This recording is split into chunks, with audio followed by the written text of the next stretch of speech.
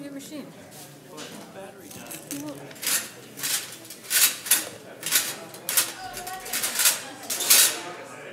It's cold in here.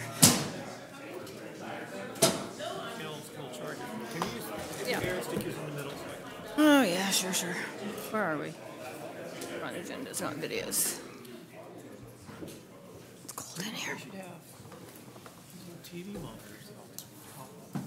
There you go. You're watching the ball game for sure. So the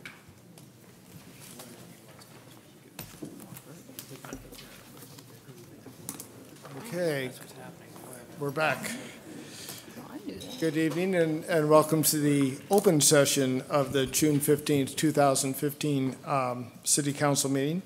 Please rise and join me in the Pledge of Allegiance. I pledge allegiance to the flag of the United States of America, which stands one nation, under God, indivisible, with liberty and justice for all. We have a roll call, please. Councilmember McQuay. Here. Councilmember Nason. Here. Councilmember Pilch. here. Vice Mayor Barnes. here. Mayor Moss. Here. We had a closed session tonight. We discussed evaluation of city employee, and no action was taken.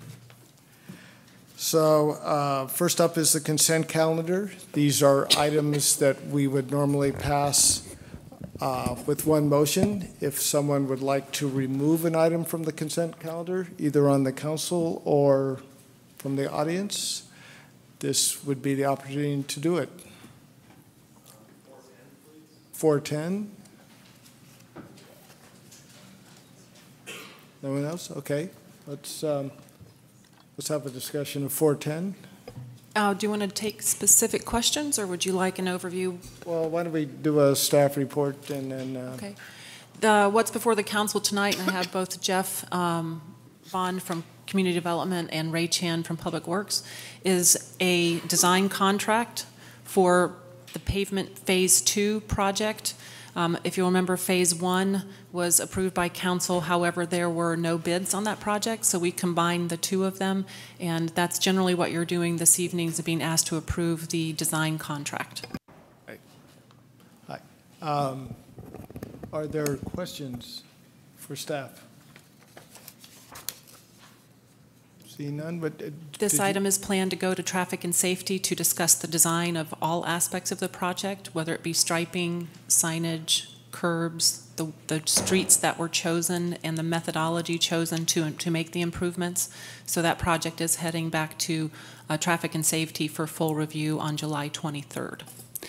So we're just approving the money for the contract for design, for the design firm. That's correct. Okay.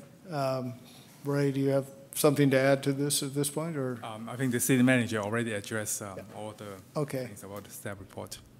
Well, like to open it up to the public, if we could. That would be July 25th, Traffic and Safety. July 25th, Traffic and Safety. Thank you, Council. Preston Jordan, representing Albany Strollers and Rollers, with the first part of my comments here. So there are a number of cycling routes that are touched upon by the Phase 2 pavement program as proposed, and it's not clear if those will be included once again. Once again, this is coming to you without having gone through Traffic and Safety, which seems to be in contravention of Albany's Complete Streets policy, which requires maintenance projects to go through a public process. That process, as we heard, will happen, I guess, a month and a half from now. I don't know when this is supposed to go out to bid for an actual project, and so I'm a little concerned if there's going to be enough time to really process it or not. There are also two elements in the active transportation plan, hardscape elements, that are along one of these routes, specifically Dartmouth. So the active transportation plan calls for bulbing out the greenway into each of the non-signalized cross streets, I think excluding Brighton, to narrow the crossings. It would also reclaim street space that generally isn't used for parking and may even be red curbed, I'm not sure. And so I'm curious if that will be part of the work scope for the what you're being asked to approve tonight. There is also a neighborhood traffic circle that is specified at Dartmouth and Key Route. I believe that was included in the paint and sign engineering drawings that you already approved. I don't know if that element was taken all the way to 100% design or not in those drawings. And if it was not, I'm curious if that will be included in the scope. Speaking as an individual, because it's not really in Strollers and Rollers' mission, there was something called the Traffic Management Plan, which was passed in year 2000, which took in community input regarding areas where the community felt that there were problems with motorist speeds and other behavior. The engineering firm then did an analysis to either validate or deny that those concerns were backed up by facts. One of the concerns was expressed along various portions of Masonic Avenue, and the engineering firm did confirm that there was speeding and other issues on Masonic Avenue and specified that there be traffic calming from Masonic Avenue. Subsequently, there have been a number of streets with a lower priority in that plan that have had traffic calming. Masonic has not had traffic calming. As this project proposes to repave three blocks of Masonic, I'm curious if this project and the scope of work you're being asked to approve will address traffic calming on Masonic. It's a minor arterial, so the kind of traffic calming that's specified is, say, narrowing the street with a choker. There's also the block south of Dartmouth. There's very few vehicles that park there. Occupancy surveys have shown that all the vehicles that park there could park on the west side of the street. So there's an opportunity to save money on paving and not pave that parking strip on the east side and instead plan on the long term of converting it over to become part of the adjacent park and or a Green Street element. So I'm just curious about all those potential components of the scope of work that you're being asked to approve. Thank you. Thank you. I'm wondering if somebody would like to respond to some of those issues. It does sound a little bit like we are, to paraphrase it in a way, putting the cart before the horse, that we're funding something that we haven't come totally through with the design? Yeah, this item that we bring to the council tonight, the focus is on approving the contract so that we can start the design. The design consultant has not been brought on board yet. Once we have the contract, then the first thing that we'll do is we'll bring in the consultant, and then we will reflect what the public says, and then they can start putting things on plans, and then we can bring it to the TNS Commission for discussion. And also, tonight I have a community development representative in here, which they have been working on the active transportation plan, and there are many components in there that they will include in this design as well. Okay. Yeah, I guess just that was the, if you could be a little bit more specific, it sounds like, yes, we could incorporate some components of the ATP, but I know initially this was going to be a pavement maintenance project. So if you could be a little more specific about what elements you do plan to incorporate into, so we have a list of streets that are going to be treated. Are you saying that all of the ATP elements that are on those streets will be implemented, or some of them, or you know, what percentage? If you could be more specific about what is the intention in the design phase? Okay. The intention is we'll try to incorporate as much as we can with the available funding. If it calls for too much, then we'll have to come back to the council and ask for more funding to complete the project. The specific detail of the ATP, I'm going to let community development to address for it. But you're right. The goal of this project is basically for pavement maintenance. And then what we're trying to do is we're trying to incorporate other things like the ATP or traffic calming into this project so that we can kill two birds in one stone. Well, I'm glad to hear that the final plans will be brought by traffic and safety. I think that will provide the right level of scrutiny for that. Yes, thank you. Quick question. You know, I was not aware of the 2000 traffic management plan. That was way before my time.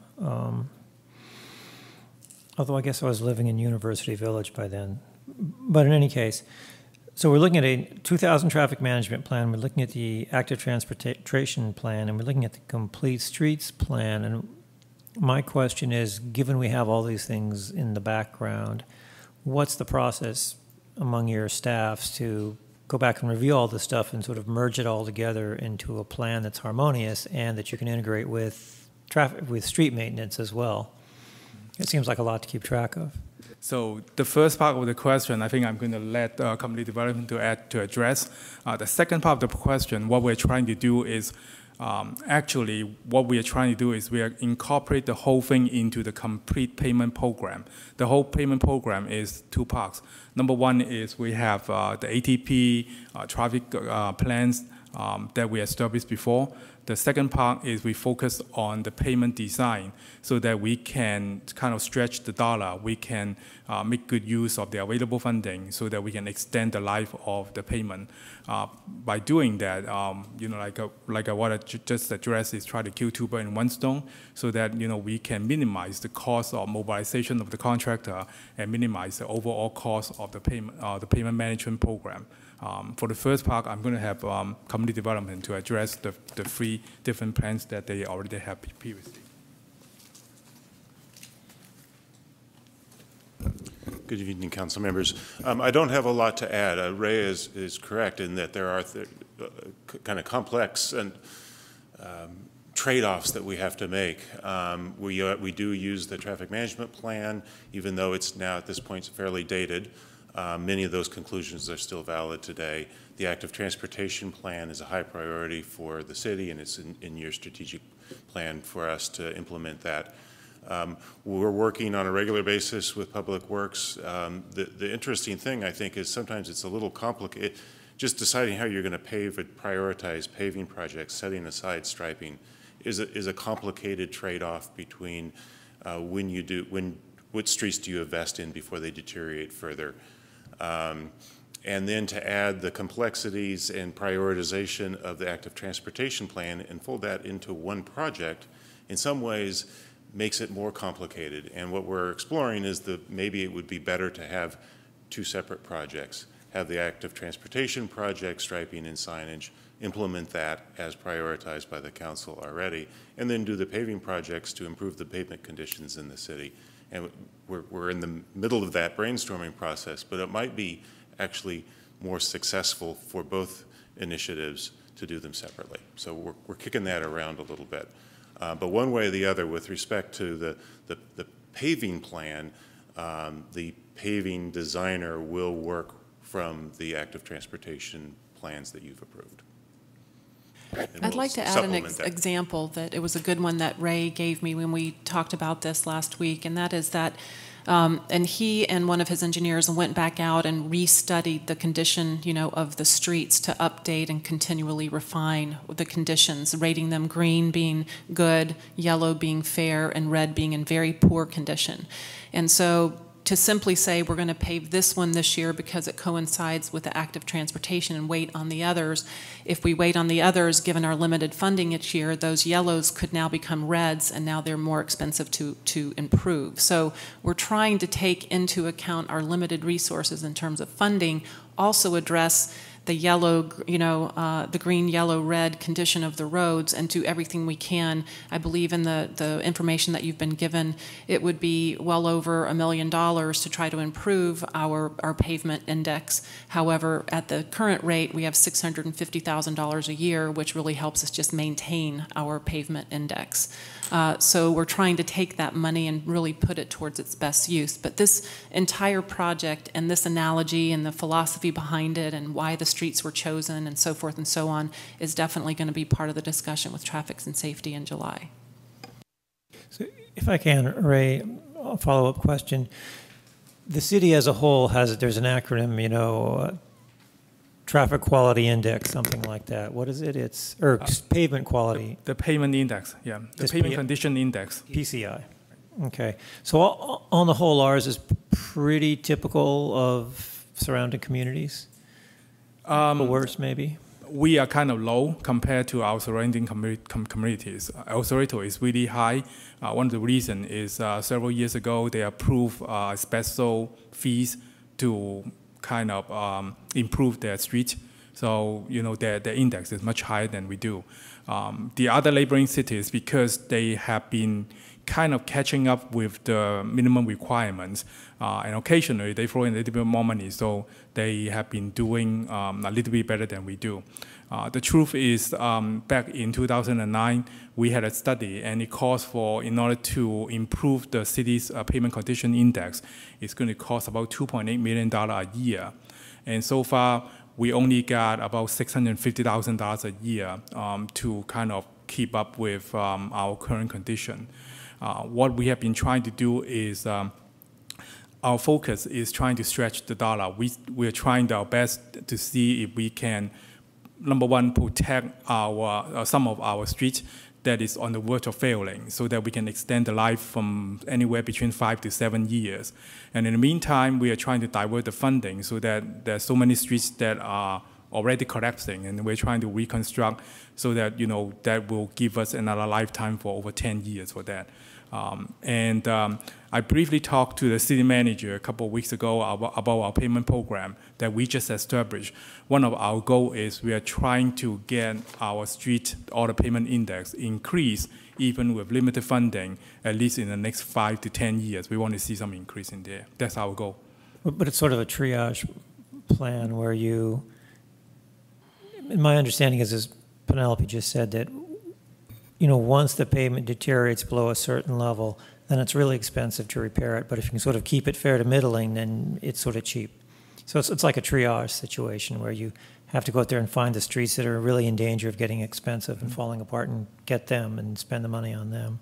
That's exactly correct. And this is exactly what Jeff Bond just said about,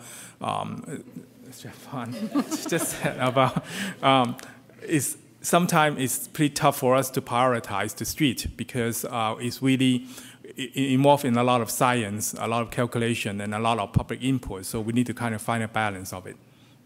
Okay, thanks. Okay, I think questions have been answered. I mean, it often all comes down to money, and we're trying to do as much as we can with what we have. Hopefully, once the BB funds start flowing in, improvements will be fast and furious, perhaps. Okay, so why don't we go back? We need a. Oh, I wanted to pull 4.9. Oh, you also want to pull something? 4.9? Yeah, 4.9. I just really had a question. And I think I already know the answer, but just in case, I'm looking at the document that is the table of direct local distributions for Measure BB, estimated annual programming revenue. And in that document, there's a table that lays out the funding that the cities will receive from Measure BB. And where I was confused is that the first column in that table is a prior balance. So that's the balance that the cities had in their fund, and that has nothing to do with previous allocations to that city. That just happens to be the balance that's in that fund. Is that correct? That's correct. So for some cities have a higher balance if they haven't been spending it as quickly. Okay. Okay. So I got confused because I saw that in Albany's case for bike ped, the second line down under Albany, it says we have a balance of $66,000, but our allocation is $56,000 per year. So we've actually been stacking up a little money and not spending it because I think this represents $55,000 represents twice what we were getting before in that particular lane, or no? Actually, no. And what we're referring to, just so the others can follow along, it's on page 1 of 7 of the table. Kind of fine print table, one of the attachments. The series of rows that are labeled 2000 Measure B programs, that is the existing program that has been continued on. The new Measure BB, which was approved by the voters last year, is the second series of rows that are labeled 2014 TEP. Oh, okay, that's the additional, part, the 46,000, that's the additional. Right. That comes from the additional half-cent sales tax. Okay. Right. Got it. Thank you. Yeah, I was late at night when I was looking at this, so I appreciate your clarifications. That's it. That's all I had. Okay. All right. Could we get a motion on the consent calendar? I'll move the consent calendar. I'll second. We have a motion and a second. Could we have a vote? Councilmember McQuaid. Aye. Councilmember Nason. Aye. Councilmember Pilch. Aye. Vice Mayor Barnes. Aye. Mayor Moss. Yes. And consent calendar passes, and we can move on to presentation part of the agenda, Proclamation and Recognition of Elder Abuse Awareness Month. And I will make the proclamation up here.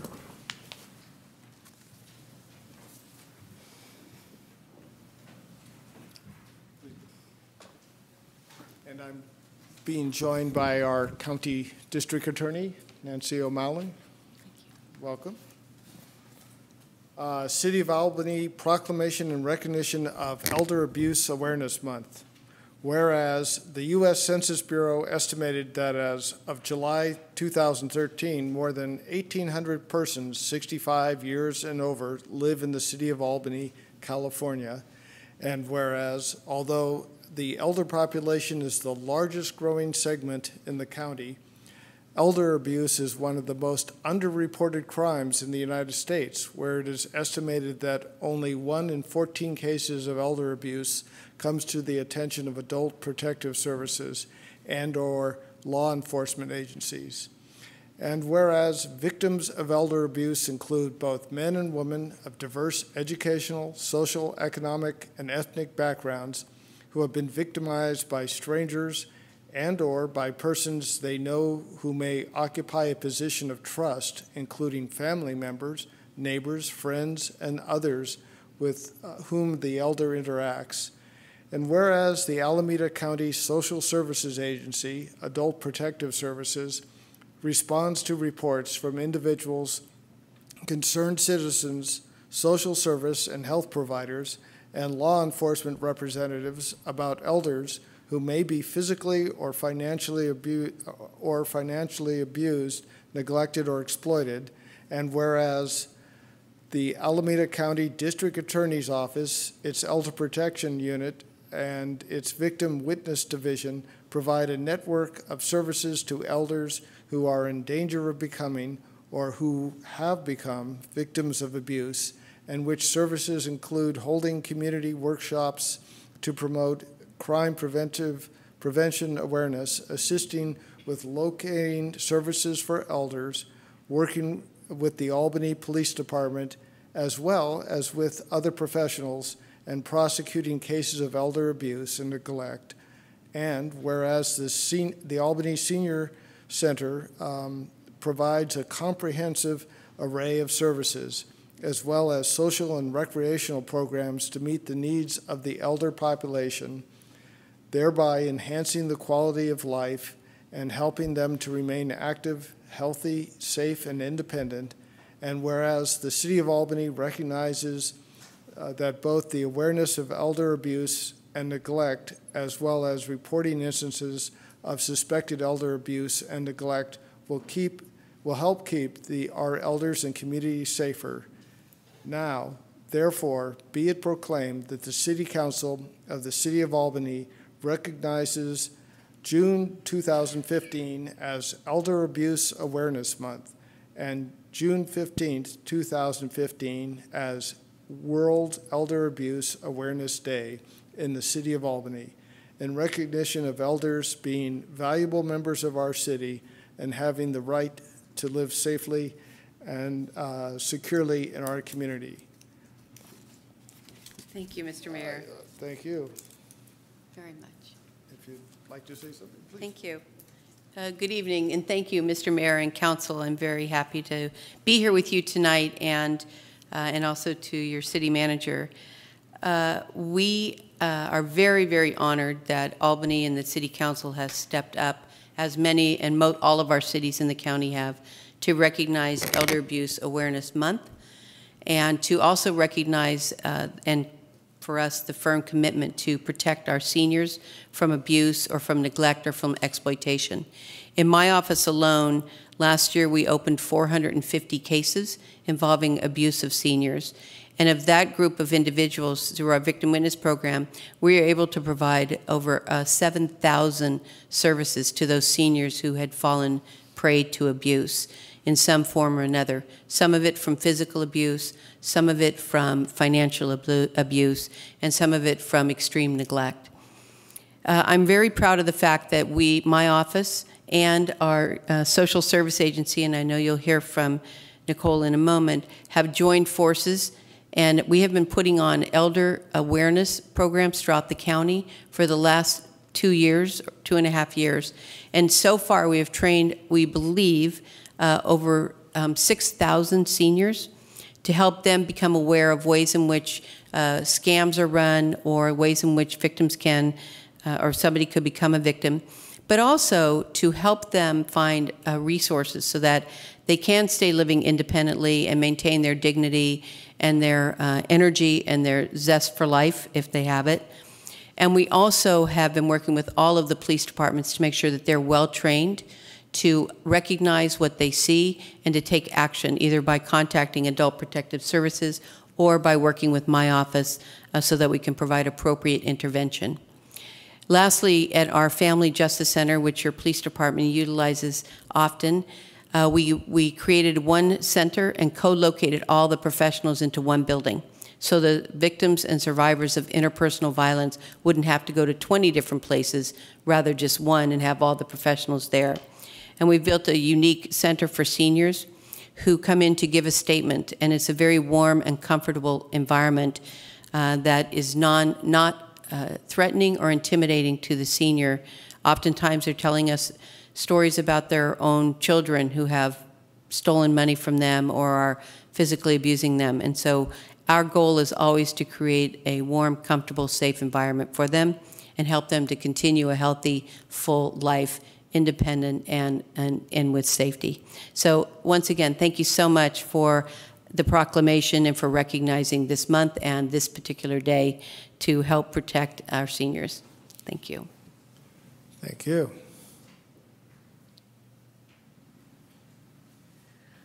Hi, thank you. I'm Nicole Radford. I'm a supervisor with Adult Protective Services with Alameda County. It's my pleasure to join and receive the proclamation as well on behalf of a small but very dedicated group of social workers who provide a very unique and important safety net for the elder community, both in their being very often the first ones to investigate reports of abuse or neglect, and then they provide also a very vital safety net to elders who find themselves in a very distressing circumstance. So thank you very much. On behalf of my staff, we very much appreciate the recognition. You'll see I'm wearing my, my purple ribbon to acknowledge Elder Abuse Awareness Month and Day.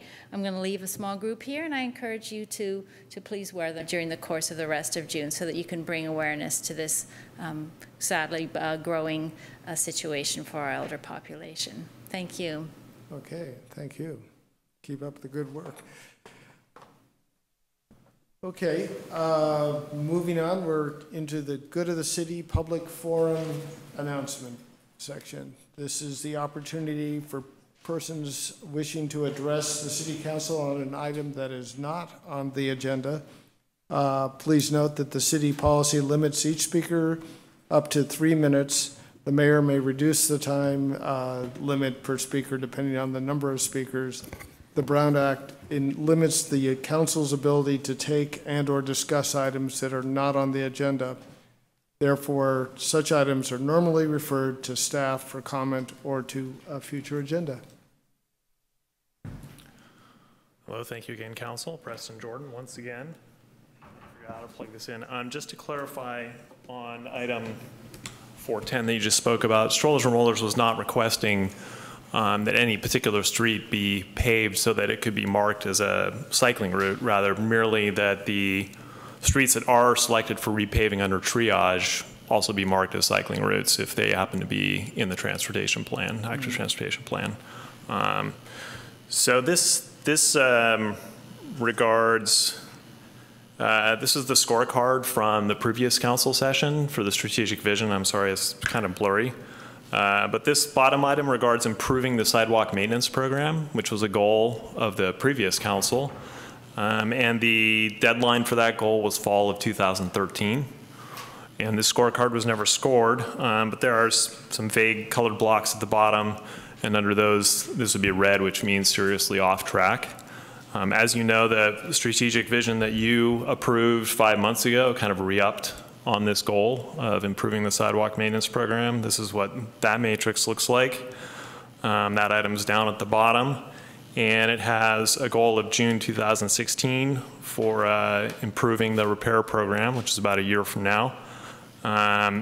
However, it specifies a pilot program will be instituted in the next fiscal year, which I understand, I think starts July 1st for the city.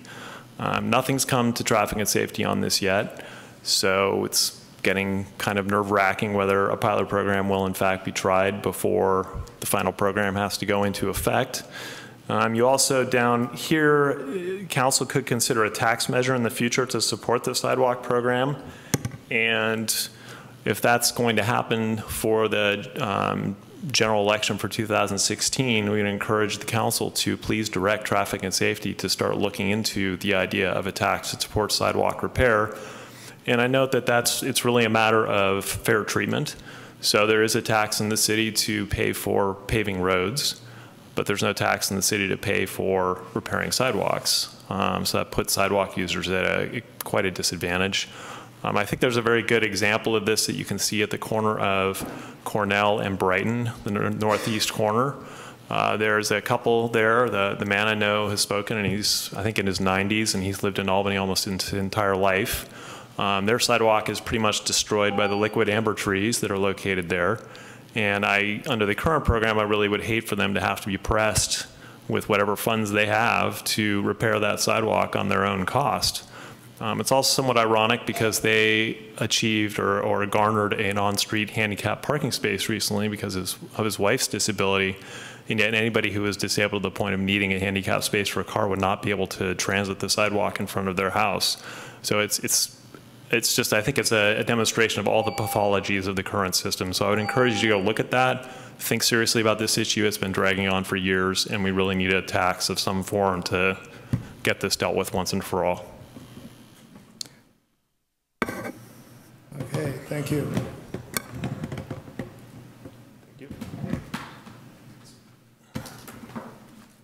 Would anyone else like to address the council? Okay. Seeing none, we will go right to new business. Discussion of fiscal year 2015, 2016, and 2016, 2017 operating budgets. We all know Paul Rankin. He's our special projects manager and is here to present a rather high-level PowerPoint presentation on the fiscal year 15, 16, and 16, 17 budgets.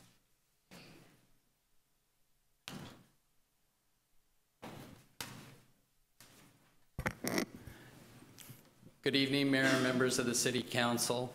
Actually, some of you are new to me, so I was here as interim finance director for a stint, and I work with regional government services, providing special services to various local agencies in the Bay Area. And tonight, what I hope to do is peel back a few layers of the onion so that you kind of get a sense of what's in the budget. But again, the intent was to really approach it at a very high level. If there are questions, you know, I will do my best to answer them. Hopefully I have your staff here who all as well know their operations much more, the minutia of them much better than I do. Because I'm flying up here, but I think between all of us we should be able to answer the questions. So what we have before you this evening is a 2-year budget. The city operates on a 2-year budget cycle where you would be making appropriations for 2015-16 and 2016-17. The budget takes a look at revenue and expenditures for all funds. Something unique that we'll go into a little bit in this discussion is the proposed establishment of a budget stabilization reserve account. What this discussion does not include, because that's going to be a follow-up phase, is capital project budgeting, such as the streets program, the sidewalks.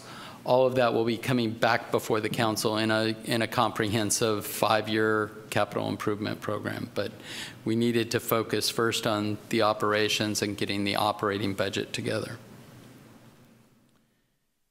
Total budget expenditures are roughly a little over $20 million. You'll see that revenue exceeds that. The reason for that is exactly what I just said. Some of these funds that we've budgeted, such as Measure B is a good example, gas tax, are primarily used for capital projects. So that's why it's showing, when you look at all the funds, that there would be a surplus. It's not an unrestricted surplus, and we will be coming back to you with the planned appropriations for those for your consideration and approval.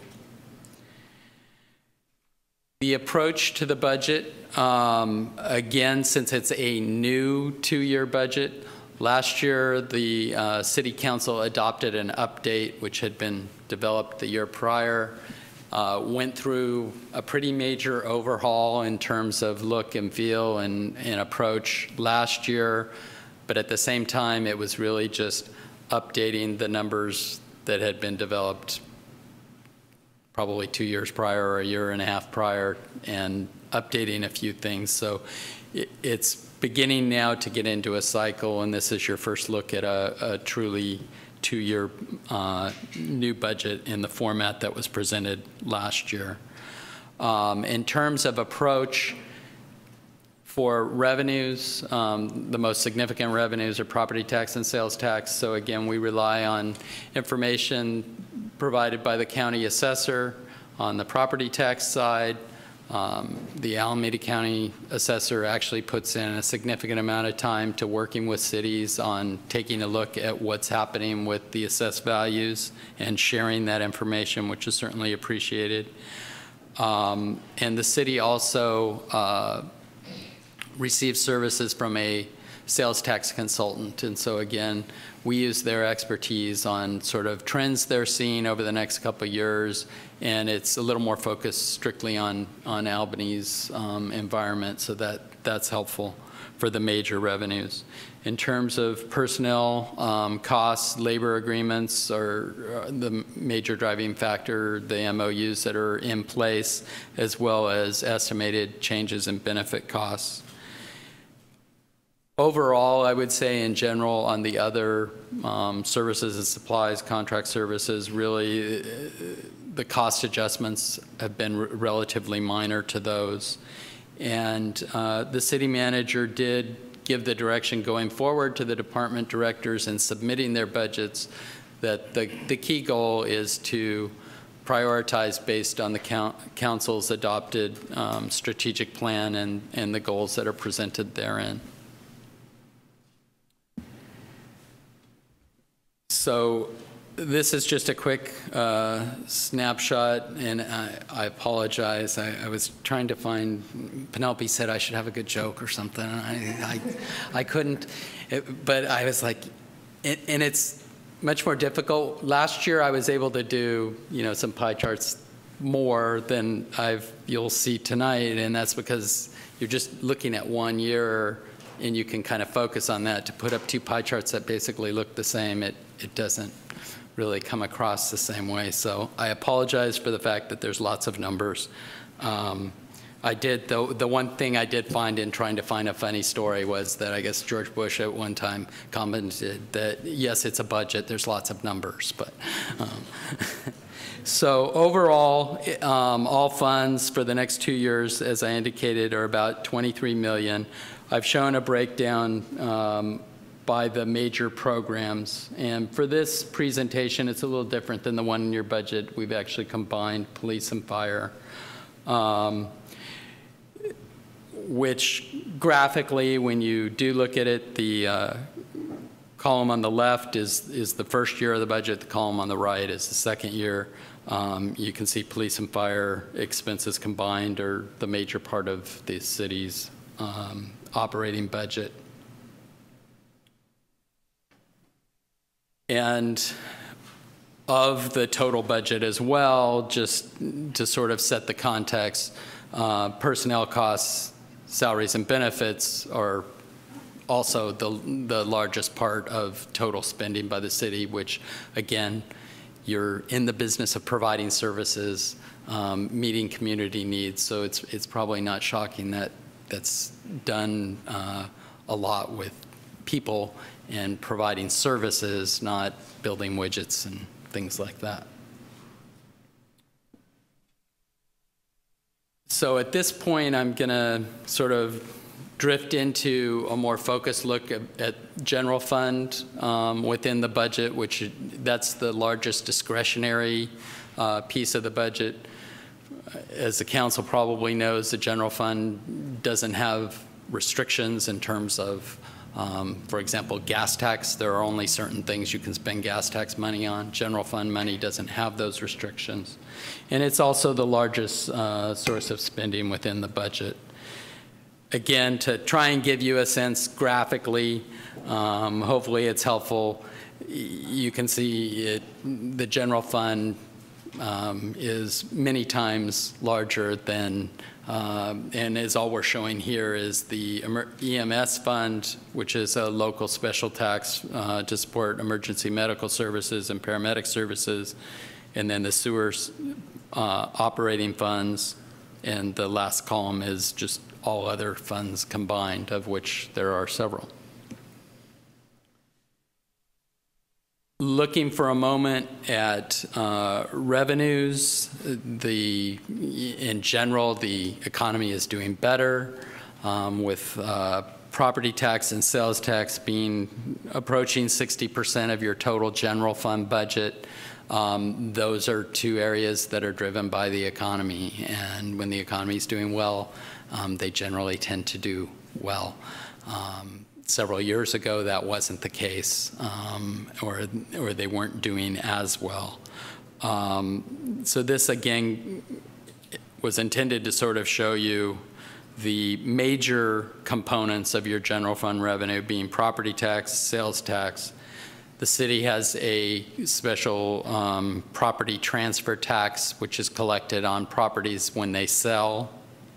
That's between almost $1.4 million a year. The city has a local utility user tax. That's about the same. Service charges is a category that relates to general fund fees for services. So a lot of that might be, not all of it certainly, but a lot of it is recreation programs and services where there's a fee charged for them. And then, as you can see, when you take those top 5 or 6 categories, there isn't a whole lot when you're talking a total of 60 million, and $2.5 million is made up of various other revenues. In terms of general fund expenses, again, the only thing I would note is when we looked at all funds, public safety was about 50% of the total use of all funds. When you're looking at just general fund, it increases to about 53%. And the reason there is directly related to the local EMS tax, which supports part of your fire service costs. So it's actually public safety is a bigger percentage of your general fund budget than the overall budget.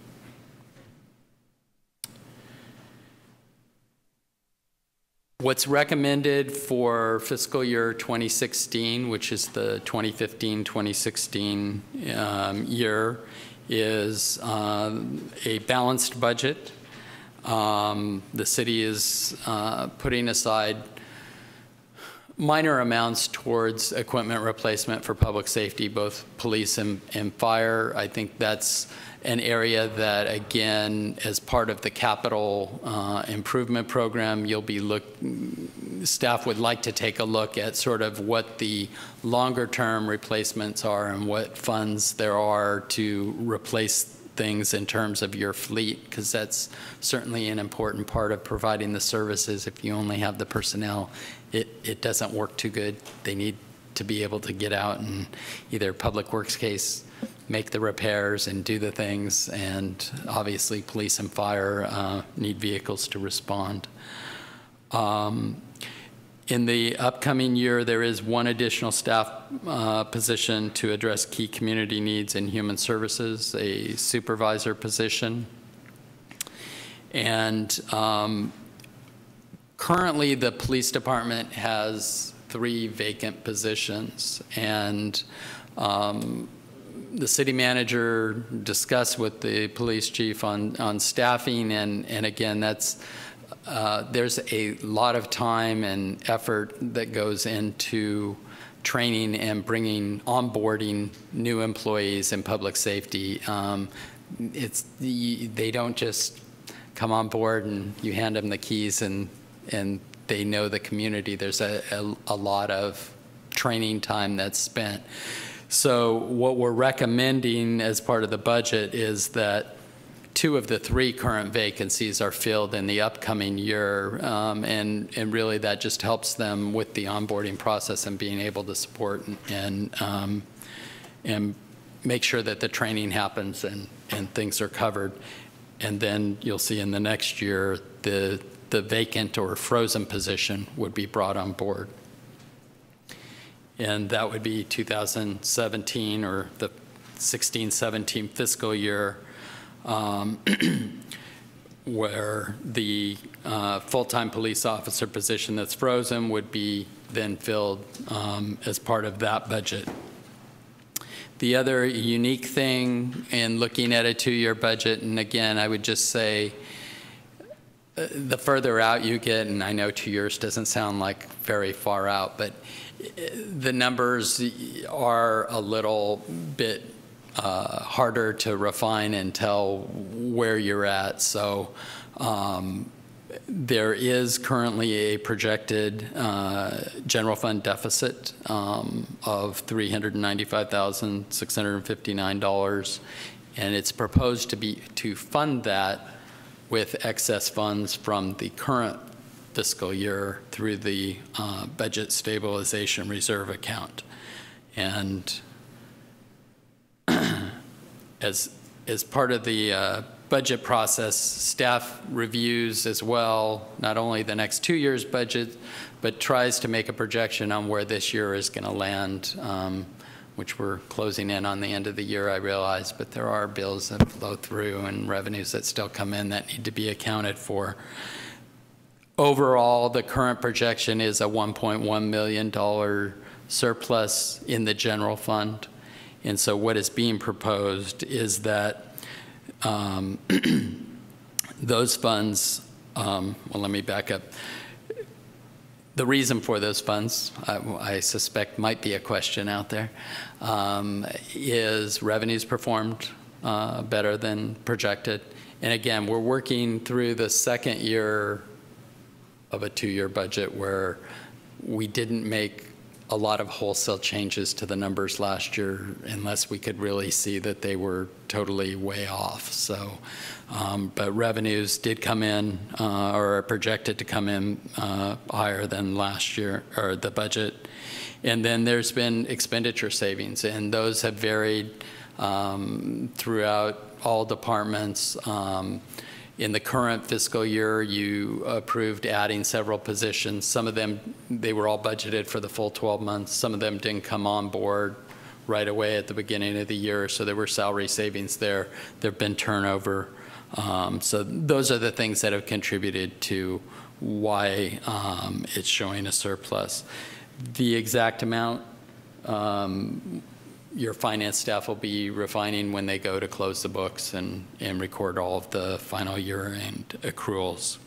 So what staff is proposing is, with the surplus from the 2014-2015 year, that $600,000 be designated for a budget stabilization reserve account, anything over that amount would be designated for one-time capital projects, and that would be folded into the 5-year capital improvement plan that's going to be developed and brought back to you as another funding source with recommended priorities on where those funds would go. And there's no, your action tonight doesn't appropriate those funds. It doesn't say how they will be spent. We're merely saying that it will be designated in the financial records that anything over the $600,000 would be designated for future one-time capital projects.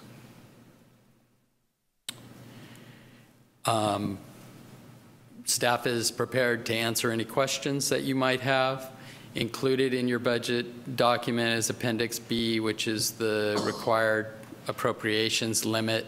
That will be coming back to you at your July 6th meeting for adoption and approval. It's required that it be available for 15 days prior to you adopting it, so the timing works to have it on the meeting of July 6th. And it's the recommendation this evening would be that you get all of your questions answered and that you adopt the resolution approving the 2-year budget. And I just, on behalf of my role in this, want to say it was a pleasure working with your staff, and everybody pitched in to try and get you something that hopefully is useful and is truly a plan for the future. They aren't exact. I will guarantee you those aren't the exact numbers because I don't have a crystal ball, but I think, you know, it's our best estimate as to what's going to happen. So with that, I can answer any questions, or if you want to direct them to the city manager. Okay, thank you. I'll start it off with a comment. This was a very readable budget from my perspective.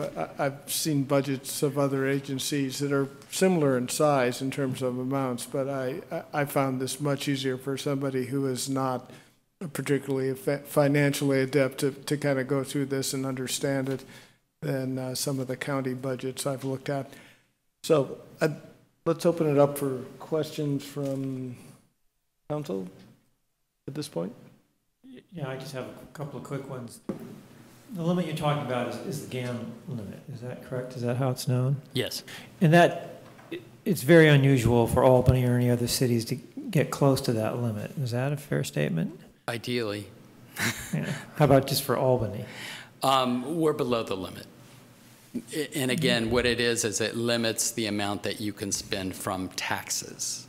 And this was a legislative initiative. It was actually a voter referendum or voter approved measure back in post Prop 13. It's been around. It was Paul Gann after Prop 13 came up with it. Okay. My list of comments is pretty typical from year to year. Measure F. We have a Measure F in this town, which gives us a half-cent property sales tax increase for 8 years, correct? And it goes away. So either we ask the residents to renew it, or we make other plans to do without that money. So is this a concern that's been built into the budget, or has it been discussed? It is, the revenue from Measure F or from the local half-cent sales tax is projected to be 1.1 million in 15-16 and 1.2 in 16-17. It is still in there, and it would still be in effect for 2020? It was 2014 it was voted on, is that correct? So and it went into effect, I believe, of April? Right. So we're more than 6 years to go. Okay. So, but I think it's a good thing to be aware of, because it's a limit on what you can do and people's appetite for services. Mm-hmm. Next issue, in the CAFR, our consolidated financial reports, there was a table in the back that pointed out that our FTE staffing levels are, I believe, 20% below they were in 2008 before the financial crisis. What that did when council approved that budget, you also approved, I believe it was refunding, not refunding, but funding again positions that had been left vacant through natural attrition. So those numbers at the end, those were hired into the 14-15 fiscal year. So when you get the CAFR for this year, you'll see that we're not nearly as low as we were from what that CAFR reflected. Will we say 90? We'll be at 90% instead of 80%? In most departments, yes, at least, if not fully back to staff. The total staffing in the second year of the budget is almost 98 FTEs. So I don't recall what year earlier. Mm-hmm. And I actually wrote down those numbers of what the numbers will be for each department here, and we can talk about those later. In fact, I will talk about those later. All right, last question, and this has to do with long-term business cycles. We could now assume that we're at the top of the business cycle and we'll be going down, or maybe we make some other assumption, or maybe we don't make any assumptions at all. But if it were the case that we're at the top of the business cycle, it's been since 2008 when things really bottomed out, so that's 7 years. Is it typical, or would it be a good idea, in your opinion, to start setting aside more long-term reserve funds to try to smooth out the, the kind of the Keynesian business cycle? I think that's part of what the city manager's recommendation is with the budget stabilization account, because the goal isn't to automatically go use that in year 2. The actual recommendation is that because that's the second year, a lot of work gets done over the next year to try and look at either operating efficiencies or what's really happening with revenues, so that you don't have to use it, so that you have that. To certainly have more in reserves, anytime you can do that is a good thing, in my opinion, as long as you aren't also doing things where you're, still spending, or letting things deteriorate. Mm-hmm. So that reserve is $600K, right? And there was a mention that we will use up 357 of that, I believe, unless we come up with either revenue enhancements or cost savings in the second year. 396, I believe. 396. So the intention would be to lop off some of that 396 number. So going forward, we'd have, let's say if you got it down to 300,000, you'd have 300,000 in reserve. Now, does the state require any minimum reserves? They do so for school districts, but what about cities? They do not. However, our reserves, our unallocated fund, is we're over $4 million in that account. So by putting away the budget stabilization and taking maybe a portion of that and putting it towards capital, we're still not touching our reserves, what we call reserves, which are unallocated funds. And has that been so after 2008, did we have any reserves? We really didn't go into our reserves back then either. Through natural attrition from people, I think we ended up laying off one person. It was a 3/4 full-time person. And other than when people retired or took other jobs elsewhere, we just didn't fill their position. And we were able to kind of weather the storm at least a little bit, other than just other cuts in the budget, fairly well through that time. If you didn't have to cut into your reserves after 2008, when would you ever hypothetically need to cut into them? Exactly. Well, and I mean, it depends upon how fast the decision makers act. There are agencies that either had blinders on or figured it was going to change and didn't take the action. Maybe would have filled empty positions instead of saying time out, let's stop and we need to control costs. So it's definitely good fiscal management. Okay, that's fine, thanks. I think you've already answered my questions, but I guess as I look at the ending balance this year, a little over $1 million and less, in the first year of the 2-year cycle, and then a deficit in the second year, I'm just kind of thinking we seem to be sliding down a slope, and I understand about the 600,000 in the reserve and all that, but I guess my question is, are we on the right path, or are we going to find in 4 years or 5 years that we're really in trouble? If I could tell you for sure that I have another job.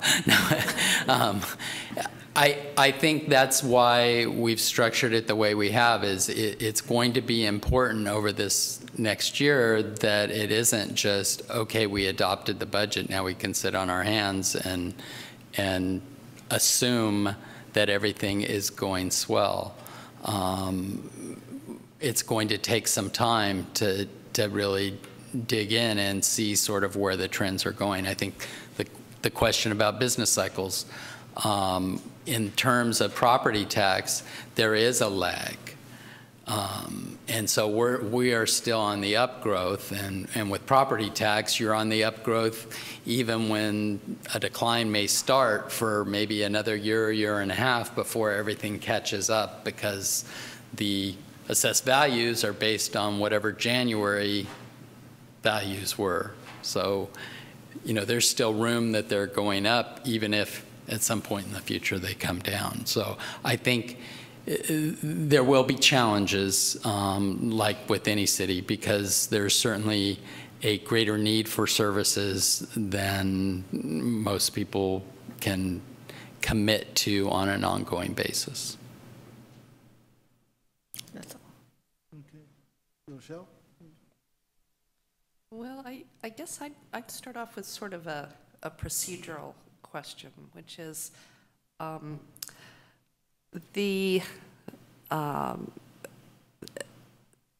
we're looking here at a budget. What do you envision, asking Penelope really more than Paul, what do you envision our role being here? To approve or disapprove what you've put in front of us, or is this an appropriate time to be discussing the policy bases of how we propose to spend the city's funds over the next year to 2 years? Without knowing what maybe some of those policies are exactly, it's hard to answer the question fully, but I think the role of the council tonight, staff feels like we've put together a very solid, very safe budget, and we're not asking for much, I guess you could say, in our opinion. And it also allows us, as Paul said, to go through the next year's budget cycle with regular check-ins with council, a mid-year budget review in January to see where we are and to see if we need to do any kind of mid-year budget changes. So the amount that's going into reserves, an amount that's going into capital, those are, you know, in a sense, policy decisions, and because you're allocating those towards those uses. So we feel like we've put together, based on what we have and based on what council has asked for and what the community has asked for, and coupled that with your, you know, strategic plan and the need to really invest in some of our infrastructure and capital improvement projects like sidewalks, that we've sort of tried to spread the wealth here so far, and we feel like we have a really solid 2-year plan for you, as long as we keep track of how well we're doing. Okay, I would, to give you a few examples, let me give a few examples of areas where I think possibly some kind of policy discussion might be valuable. One is certainly the sidewalk problems, which were mentioned earlier in this meeting. I think they get mentioned in almost every meeting that we have. Our sidewalks are terrible in many places in town, and it's an expensive proposition. I do hear what is being said by staff, that we're talking about a need of over $2.5 million, somewhere between $2.5 and $3 million a year is where we'd like to be, and we're spending $650 or something. But it does seem to me that even relatively modest increases in that budget could only be constructive, and I would want to be sure that we'd exhausted all of our possibilities for making progress in that area within our budget. And I also would like to point to there are things that are not capital improvements, but are basic maintenance. I have had a concern for a long time about the basic maintenance in our parks. I think that we do a lot of tremendous programming. There's great enthusiasm and people trying new and different and exciting things, and I don't want to sound unsupportive of that. I'm very supportive of it. But I think that there is a basic, absolute necessity to do basic maintenance in the parks, and that we need, I would like to see a close examination of the balance between programming and maintenance. Are we drawing the line in the right place and getting the maintenance done that really needs to be done? And the third thing, I learned in these documents really for the first time, and I had been very involved with the homeless task force at the time and the homeless issue, but I was surprised not having realized that we had actually established a human services department, and that was to become apparently a permanent feature of our city. And I'd like to hear more about that and how that the costs of that and what needs that addresses and its relationship with the strategic plan. So these are fairly big picture issues that I'm concerned. If this is a take it or leave it kind of document, you know, and we want to talk about specific items that we just want to be informed about, I have questions along those lines, but I'd like to hear what you see us being able to do to raise and consider perhaps addressing some of those fundamental questions of balance between different priorities in this budget. Some short answers, however. The sidewalk program, we've been scraping together as much as we can to put together, and we actually have a draft policy that council will consider when we roll out the CIP program. So it's something that could certainly go to traffic and safety first. It's something that we're going to be, we haven't finished its document yet. So and essentially it is to pay 100% of the cost, possibly as one idea, one alternative that council could consider, just to get us up and going with some of our worst sidewalks. So we're trying to scrape together again. And after this year, we see what's left over should council approve appropriating $600,000 towards the budget stabilization reserve. We would know how much we would have to recommend towards, say, that particular program. Or when we go through our lighting and landscaping district, there's some maintenance issues in there. A lot of time there is for, paying partial salaries for our crew so they can actually go out and do the mow and blow. So I'm kind of moving down your list here, but there are a number of things we can do in the parks that actually would be considered CIP. So those kinds of things we could come back to you in the CIP program and show you kind of what's already been thought of in years past that maybe is unfunded, because I think there's some unfunded projects there as well. And then third, in terms of our human services department, we still are overseeing how many households? 37 people, and although none of them we are providing any rent subsidy, I think many of them are. I can actually have Isabel talk to that and what that budget is primarily made up of, if you'd like to. The idea when it was added to the budget at least probably 3 years ago, it's something that council can continue to consider as we decide what we want to offer in terms of social services and whether or not we want to remain, funding the FHP contract. The documents say this is the cost of housing formerly homeless folks on the The case management, BFHP, is in that contract. Part of Isabel's salary is in that contract. We have money set aside in case someone needs any rent subsidy. So do you want to, yeah, I would be more than happy. That's an interesting question. So please, Isabel can answer it in greater detail. Yes, good evening. So part of the budget for the Human Services Department is, as Penelope mentioned, my salary, part of my salary. I think it's 50%. And then there's the BFHP contract, which Council approved fairly recently, but it was I think it was in December, actually, the 1 year, the 16-month contract. So that goes into the next fiscal year.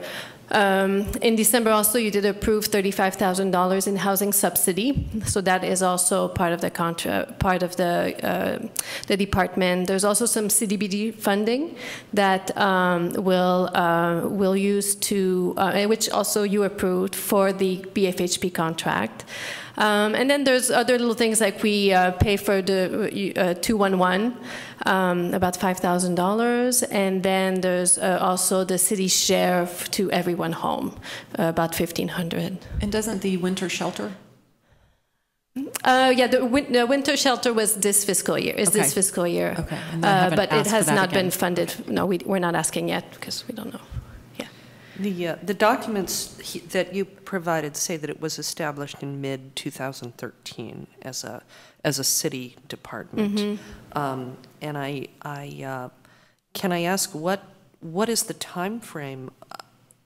We're basically helping pay the rent for about 37 individuals. No, basically you're not. Basically, no. The contract with BFHP includes some funding for housing maintenance, which, to help people who are currently housed to remain housed. So you're paying, the contract pays for the case manager, the 1.5 case manager. And then the $35,000 is for housing subsidies. So that's for people who, may need a little bit of help, may be currently housed and need a little bit of help because due to job loss or something happened in their lives. We are subsidizing some people who are not currently employed, so that but that's done through BFHP. So we no longer have any master leases with any landlords. It's all going through BFHP. And then also we're keeping a little pot of money for rapid rehousing, so that if somebody currently housed is in the process of losing their housing, then we can use some of that money to help them with their, the 3 months rent and a security deposit. Mm-hmm. Mm-hmm. Okay. Yeah. And we expect to need to have a human services department for at least the next 2 fiscal years in order, primarily it sounds like, to help continue to support those the former Bulb residents in housing and with their various social service needs. Right, but there's also new people who are coming in to our attention who need services as well in the city. So we've been helping them as well. Mm-hmm. Does the 37 people that you mentioned, that includes yes, that includes other people who never were people who lived on the Bulb? Right. And are we still pursuing people who did live on the Bulb to try to yes. Engage them and get them to accept services? Yeah, those that are still in contact with BFHP, yes. Yeah, okay. Mm-hmm. All right. Mm-hmm. Okay. Nick? I'm sorry, ask a quick follow-up question. No, so this is more general. About park maintenance, how much of that is in our unrestricted budget and is currently some of that in our restricted budget and we're just not seeing it tonight?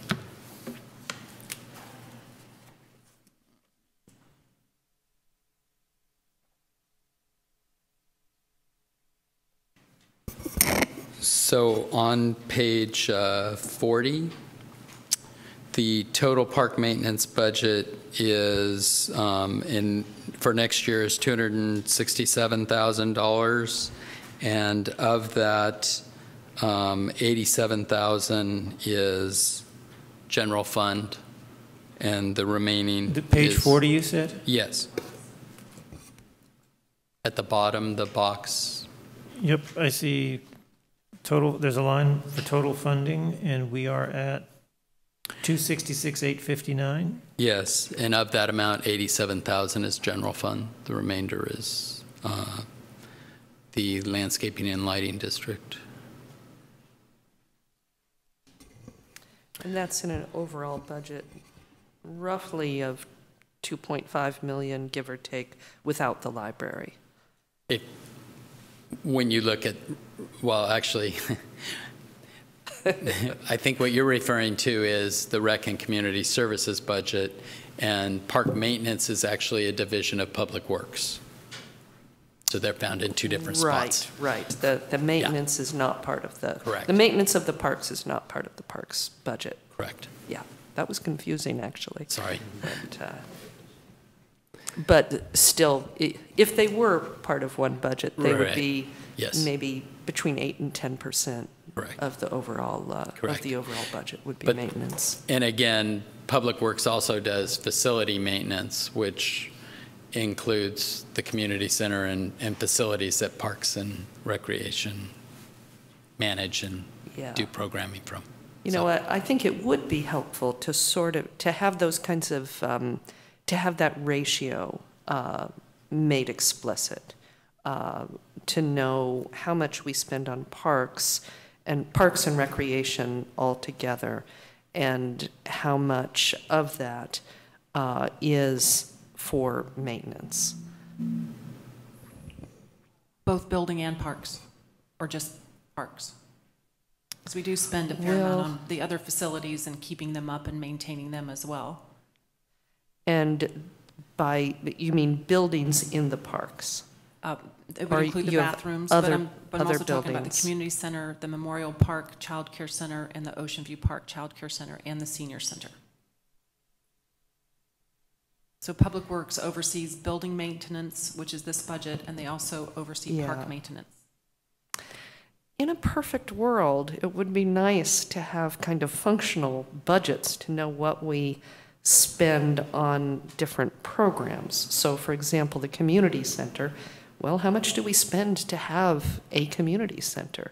And these child care programs, how much do we spend on child care, and how much do we take in from child care? What kind of net expense do we have as a result of these things? I think that perhaps just a recreational budget might be a good step in the right direction, that we could see what we are spending on recreation facilities and programs. I don't think of the community center as a park. To me, it's almost its own, it's within, I can see it falling in the same department with Parks and Rec, but it's not a parks or a recreational facility, in my view. And I would say the same about child care centers and a senior citizen program. Those all, to me, seem like program areas that are not recreational. So it would be good, I think I'd like to see, other people may feel differently, but I'd like to see how much we spend on recreation and how much we spend on, how much of that is expenditure on maintenance of recreational facilities. Okay. Yeah, I have a number of questions. And I would like to talk more about the policy issues, but after we bring it back from public comment. But so I'll just try to ask some clarifying questions now. Since I'm a new council member, perhaps you could talk a little bit about our ability to modify the 2016-2017 budget, and you also mid-year budget changes were mentioned. Can you talk a little bit about both those processes? Sure. So what would be typical would be at the middle of the first year in January, February, there'd be sort of an overview of your budget, both revenue and expenses, to see how the current year is running, whether anything needs to be adjusted. Then for the second year of the budget, next June, you would be considering an update to the 16-17 budget. Having a 2-year budget does a couple of things. It forces my colleagues on staff to think a little longer term than just the next 12 months. And it also gives you sort of a roadmap as to any issues that you may be seeing out there. So it isn't intended that the 16-17 budget will be untouched. There will be a process where you will have a hearing to consider an update to that budget. And at that time would typically consider both revenue and expenditure changes, as well as any policies and new programs or old programs. Okay, thank you. And appropriation limits were mentioned earlier, and you mentioned that we are below the limits. About what percentage are we below the limits, if you know? I don't offhand. Sorry, I just came back into town and didn't take a very close look at this.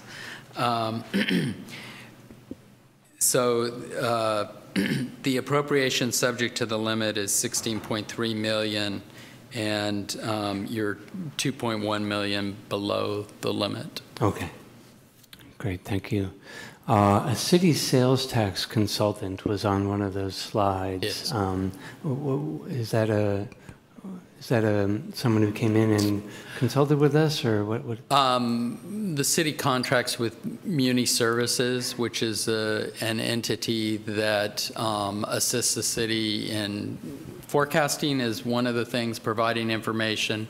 They also do audits, and it's kind of a specialized niche to know the laws and who should be reporting. So there's a shared revenue if they were to find a business that was reporting either incorrectly or not reporting, and then they go through the process of getting that corrected with the state board. Okay. Thanks. And I noticed that there seemed to be just one additional head count in this budget. So is that a previously approved head count, or is that a head count that we are approving as a part of approving the budget?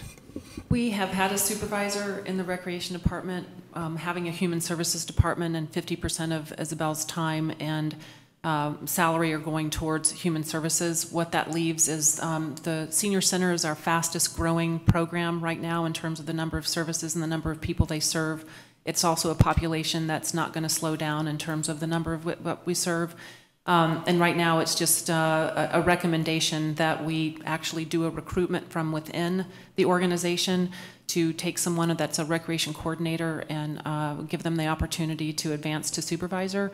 But also a pretty significant amount of that salary can be paid for out of grant funding, and Isabel would have to go into that. So it's not a big hit on the general fund due to Measure B, paratransit, because this person would oversee our paratransit program, which helps subsidize taxi rides for seniors and so forth. So there's a number of programs that, due to the administration of those grants, we are allowed to use that towards staff time.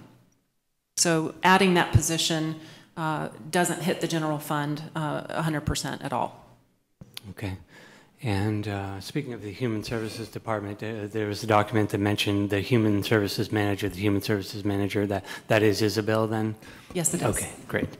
And let's see, could you speak about the uptick, the significant uptick of police and fire expenditures? I believe that was the most significant uptick in the departments, and the loss in funding to the Community Development Department of about $300,000 down to $1.2 million.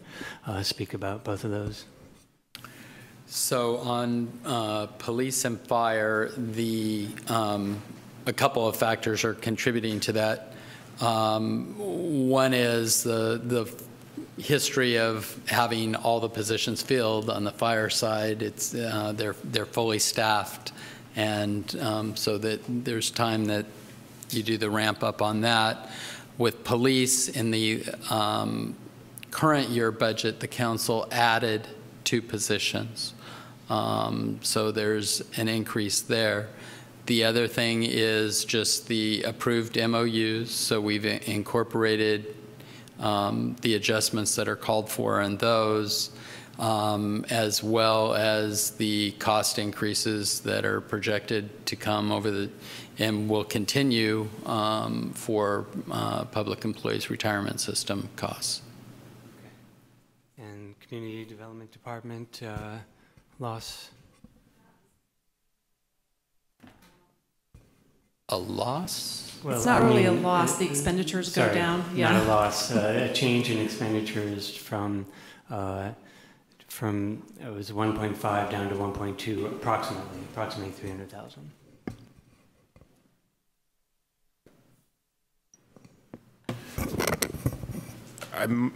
Paul can jump in here if he can help with the answer. But in terms of the revenue side, I think there hasn't been any significant change in our fees or fee structure. And so on the revenue side, I think that you see some good years and some conservative estimates looking forward. Tend to want to be a little bit more careful and not staff up to an optimistic revenue projection. With respect to expenditures, one of the things that's happened over the last couple of years, and particularly with this budget, is the reorganization of how public works and community development are organized in the budget. Back about a decade ago, public works was part of the community development department. And over the last few years, with the hiring of a new director, a full-time director and city engineer, rather than contracting out a city engineer and so forth, we've reorganized, and this budget is for the first time completely separating the 2 departments so that there is a standalone public works department and a standalone community development department. But I found it. The difference is the general plan. So the general plan expenses are included in community development. So we're hoping to do that once at this point. That would definitely, Thank you for reminding me. That would definitely explain it. Yeah, I know that's a big deal. Yeah, and for the rest of the council members, I'm referring to page 40, top of page 44. So thank you for that. And I think that does it for my questions. Okay, I have some general comments for later, but I'll ask one very specific question. On page 24, under insurance, there seems to be a very rapid rise in the amounts that we're allotting for insurance. The city uses pooled insurance and is self-insured for parts of both workers' comp and general liability. And the pool that we belong to has indicated that premiums on the workers' comp side will be going up 22% in the coming year. And liability was less than that. I want to say it was 15%. So it's premiums. Yeah, I mean, it from looks the pool. like between, well, the actual of 2013 to 2014, it was under 500,000 and up to close to 715, 16, and almost 750. And correct. Yeah. So I was surprised and went back as well when those numbers came in from. Okay. All right. I mean, I could go on minutia, but or relative minutia. But why don't we open this up to the public and look for some comments? Is there anyone in the audience?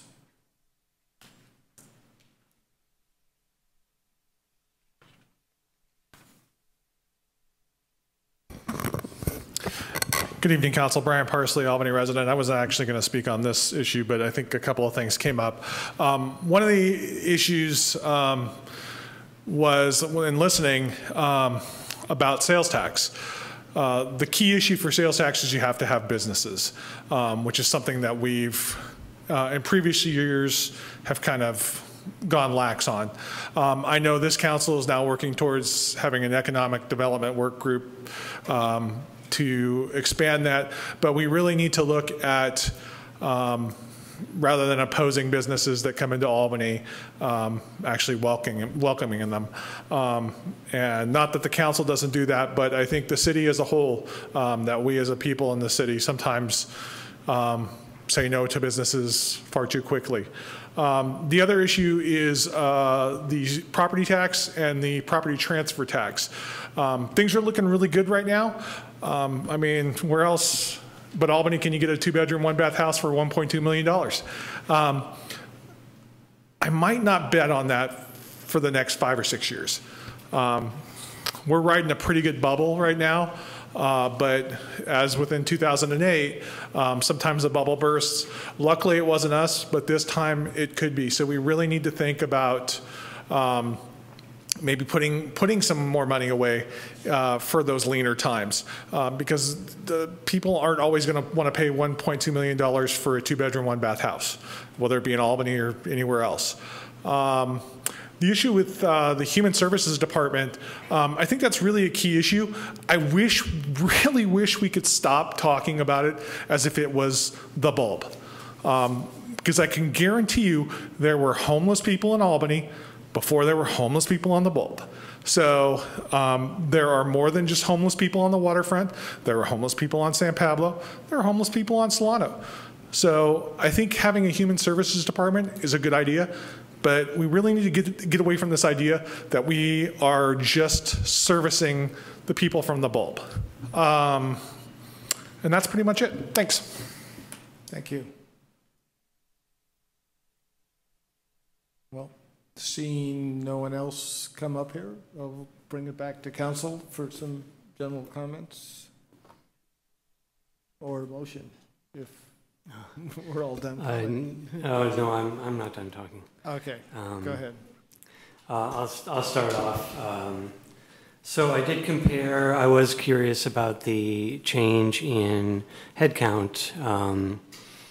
And I did add up the numbers. Actually, Penelope helped me with this. And I'll just point out, I'll point out one thing that I saw, which was community development headcount was at 12 in 2005 through 2008, and then fell down to 6 in 2014. And it's brought, in the current budget, I believe it's brought back up to 8. But that's 4 less than 12, from what I can see. And I did this by taking, this is the CAFR that I'm looking at, and then I compared it with the budget here. So, and then in terms of total head count, there are about approximately 9. We're down 9 from the 100 and, oh, we're about down 9 from the 100 and, wait, I'm sorry, wait a minute. Yeah, we're down approximately 9 from the high of 106 total. With a total of 97, as far as I can tell. And Public Works has increased, but it's been mentioned that we, instead of using contracting services, we actually brought people in-house to do engineering. That makes sense. Recreation, the Recreation Department is back, with this budget, back up to its maximum of 11. So I think that those are interesting numbers for us to consider as we look at this budget. Without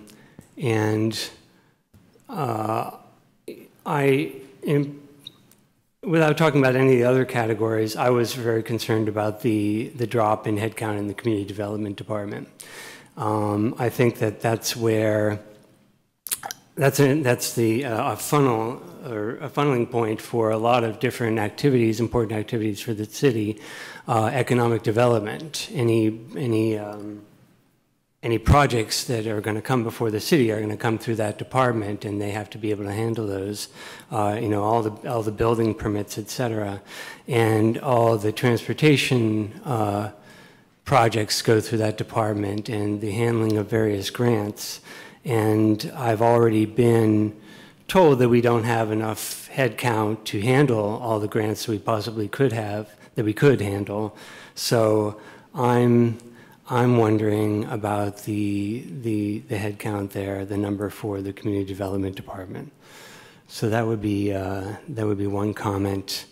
I think my other and it dovetails a little bit into my other comment, which is that in terms of economic development, which this council, I believe, does want to focus on, we do have an economic development department in the budget, and there were apparently funds, previous funds for a banner program that remain in that budget, and I'm not sure which page that's on, but it's a small amount of money right now, and what I see is that that small amount of money is just remains flat through the 2 years of this budget, and I think we might want to have a discussion of is that appropriate or not, or maybe it is, but and yeah, economic development is on page 48.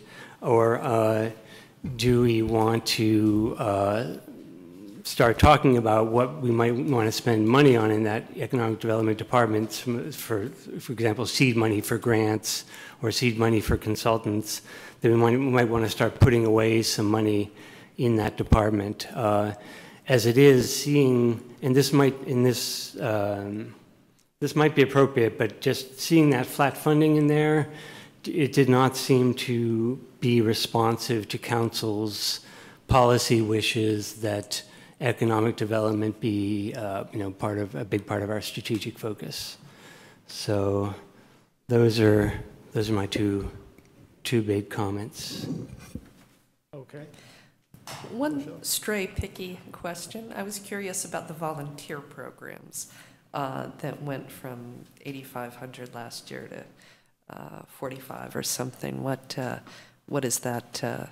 When council approved going back and re-dash funding to recreation coordinators that had previously, again in 2008, they had gone and taken positions elsewhere. They added those back to the staff. We were able to restaff the volunteer program, which is really quite popular. So a lot of that is a portion of that full-time employee salary.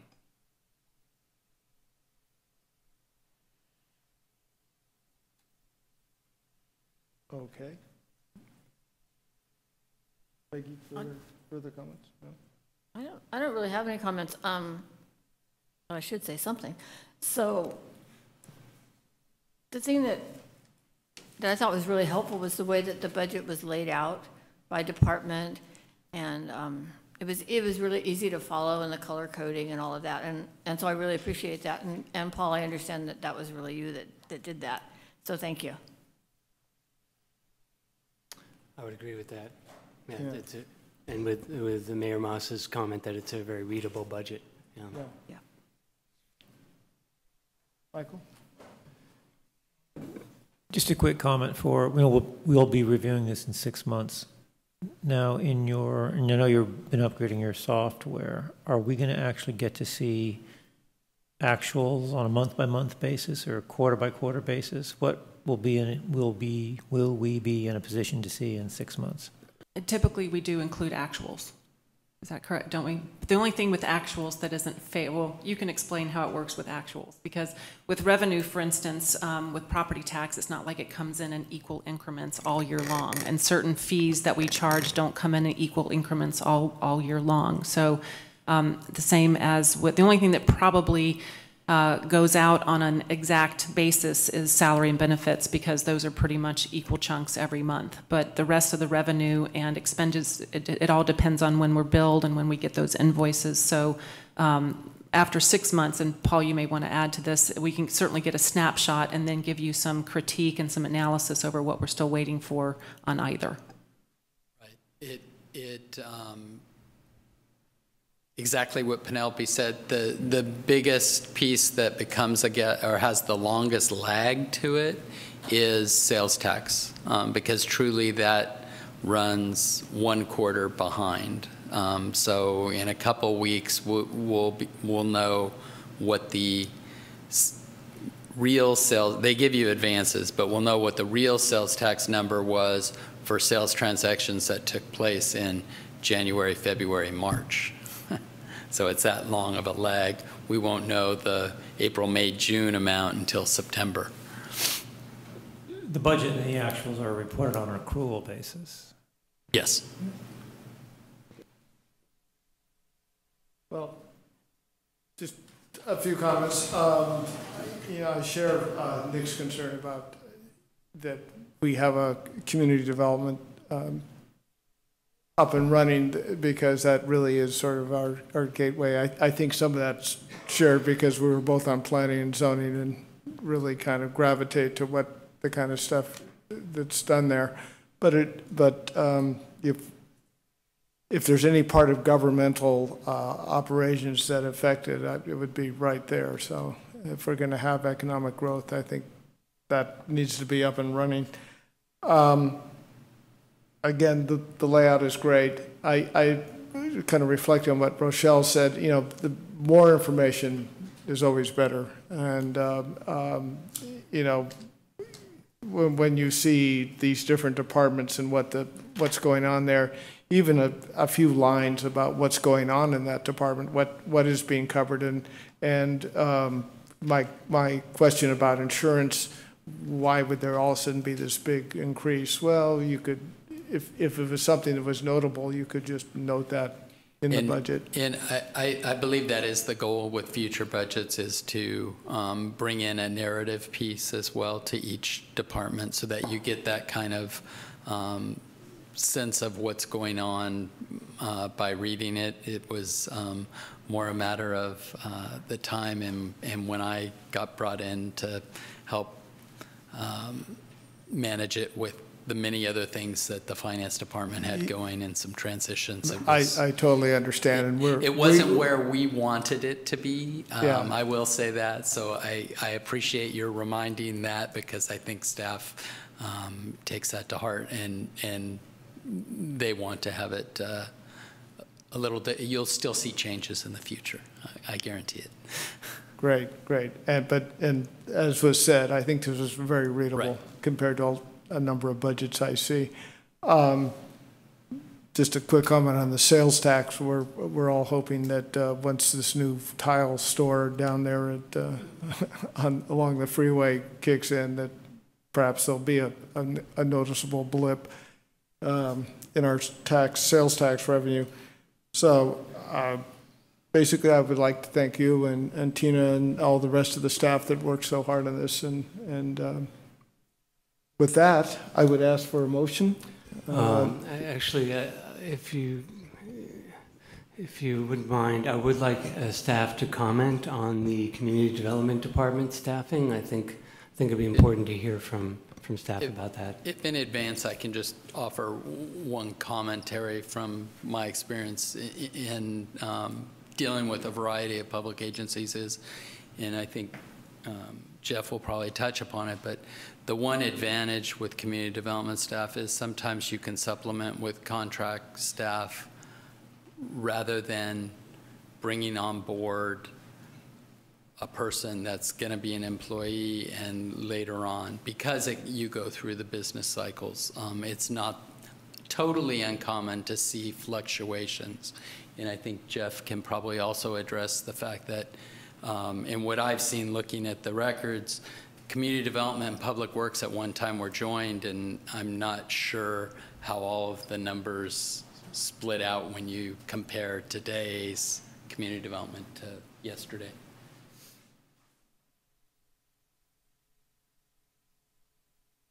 Paul's absolutely right. The overall size of the department hasn't changed as dramatically as the way it's been organized in the various budgets and audits. So the CAFR numbers, I think, reflected some of that history.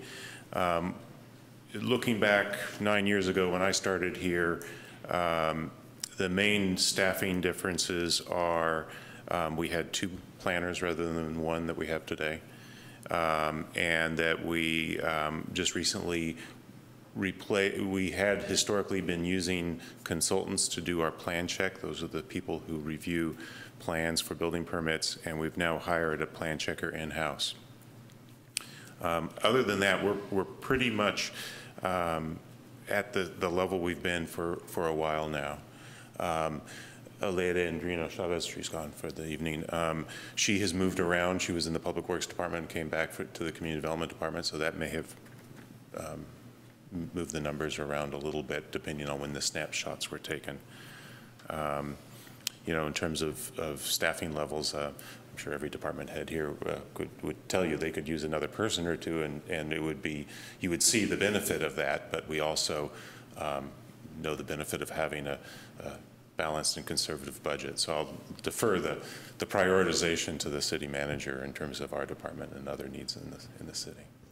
Sure. Is it, speaking of being able to use contractors, though, you know, for when needed, is there money in the Community Development Department budget to hire a contractor or two? Should we need someone? We do that. For example, we've hired a consultant, a planning consultant, to help us with the University Village retail and senior housing project, and that's being reimbursed by the developer.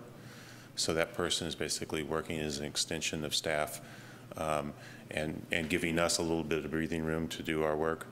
We'll in fact be bringing back to you probably in the relatively near future, the next month or two, a contract extension for her work, because it does, as big projects come along, we don't have the internal staff capacity to do the day-to-day work for that, but we can manage a consultant who can do that. So we want to have her in place or someone like that. And the Public Works Department does the same thing, I think, with some of their on-call engineers to be able to react quickly to opportunities. Thank you very much. I would be glad to move the budget with my own statement of concern about the issue of maintenance, in particular for our sidewalks and parks, and the comment that, as we also all know with our homes and our cars, sometimes tending to maintenance can help you avoid something becoming a capital improvement project. So I hope that we will continue to search for funds to address those things. I hope that when we come back to this, perhaps in the context of the capital improvement program, that we can talk about maintenance more and how it relates. But that said, I am willing to move the budget. Very good. We have a motion and a second. And a second. Could we have a vote? Councilmember McQuaid? Yes. Councilmember Nason? Yes. Councilmember Pilch? Aye. Vice Mayor Barnes? Yes. Mayor Moss? Yes, and the motion passes. So, which brings us up to the last main issue on tonight's agenda, review of the Social and Economic Justice Commission.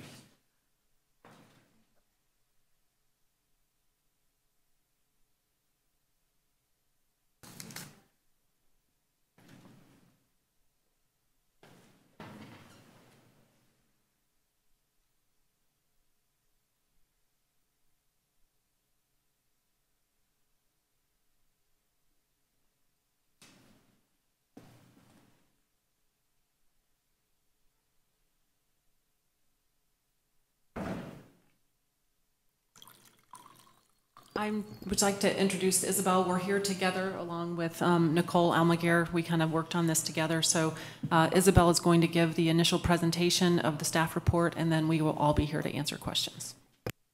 Right. Okay, so a brief summary. The Social and Economic Justice Commission was established by the City Council in 2005 to research, analyze, discuss, and evaluate social and environmental issues impacting the welfare of the residents of Albany, and to provide recommendations to the City Council on positions and our actions to take to address those issues. Since that time, the city services have evolved with the addition of the Human Services Department and a Sustainability Committee. The SCJC has also expressed interest in reviewing its purpose and charge, And given the information analysis provided, staff requests that council review the status of the SCJC and provide direction regarding the options listed in the staff report, including the possible sunsetting of the Social and Economic Justice Commission. So a little bit of background on April 4th. Oh, so I already said that. We'll move on. So the SCJC is a 5-member commission with 3 members appointed since January 2015, and it has been a challenge to fill the vacancies. The SCJC has expressed an interest in reviewing its charge and identifying options for the commission that would best support the current needs of the city. At their most recent meeting in May, the SCJC discussed its purpose, and while there was no consensus was reached, but the options discussed included sunsetting the SCJC with the possibility of creating a Human Services Committee to support the city's Human Services Department, or the creation of ad hoc work groups as directed by Council to research and evaluate specific human services issues. Recent work items included in the SCJC work plan. They completed the Human Services Needs Assessment, and what was found with the Human Services Needs Assessment was that the top area of an unmet need was affordable housing, and to meet the diverse needs of Albany residents, including its elderly population, low-income residents, and people experiencing homelessness. While the Commission feels that this is the most important need, their involvement in this issue is limited. Additionally, the city's Community Development Department continues to work closely with local affordable housing agencies and public interest groups, including the community-based diverse housing working group, to further the implementation of the city's housing element. Other areas identified in the Human Services Needs Assessment, but not as notable, were as affordable housing was the difficulty and challenges for seniors to age in place, and mental health services for youth and seniors.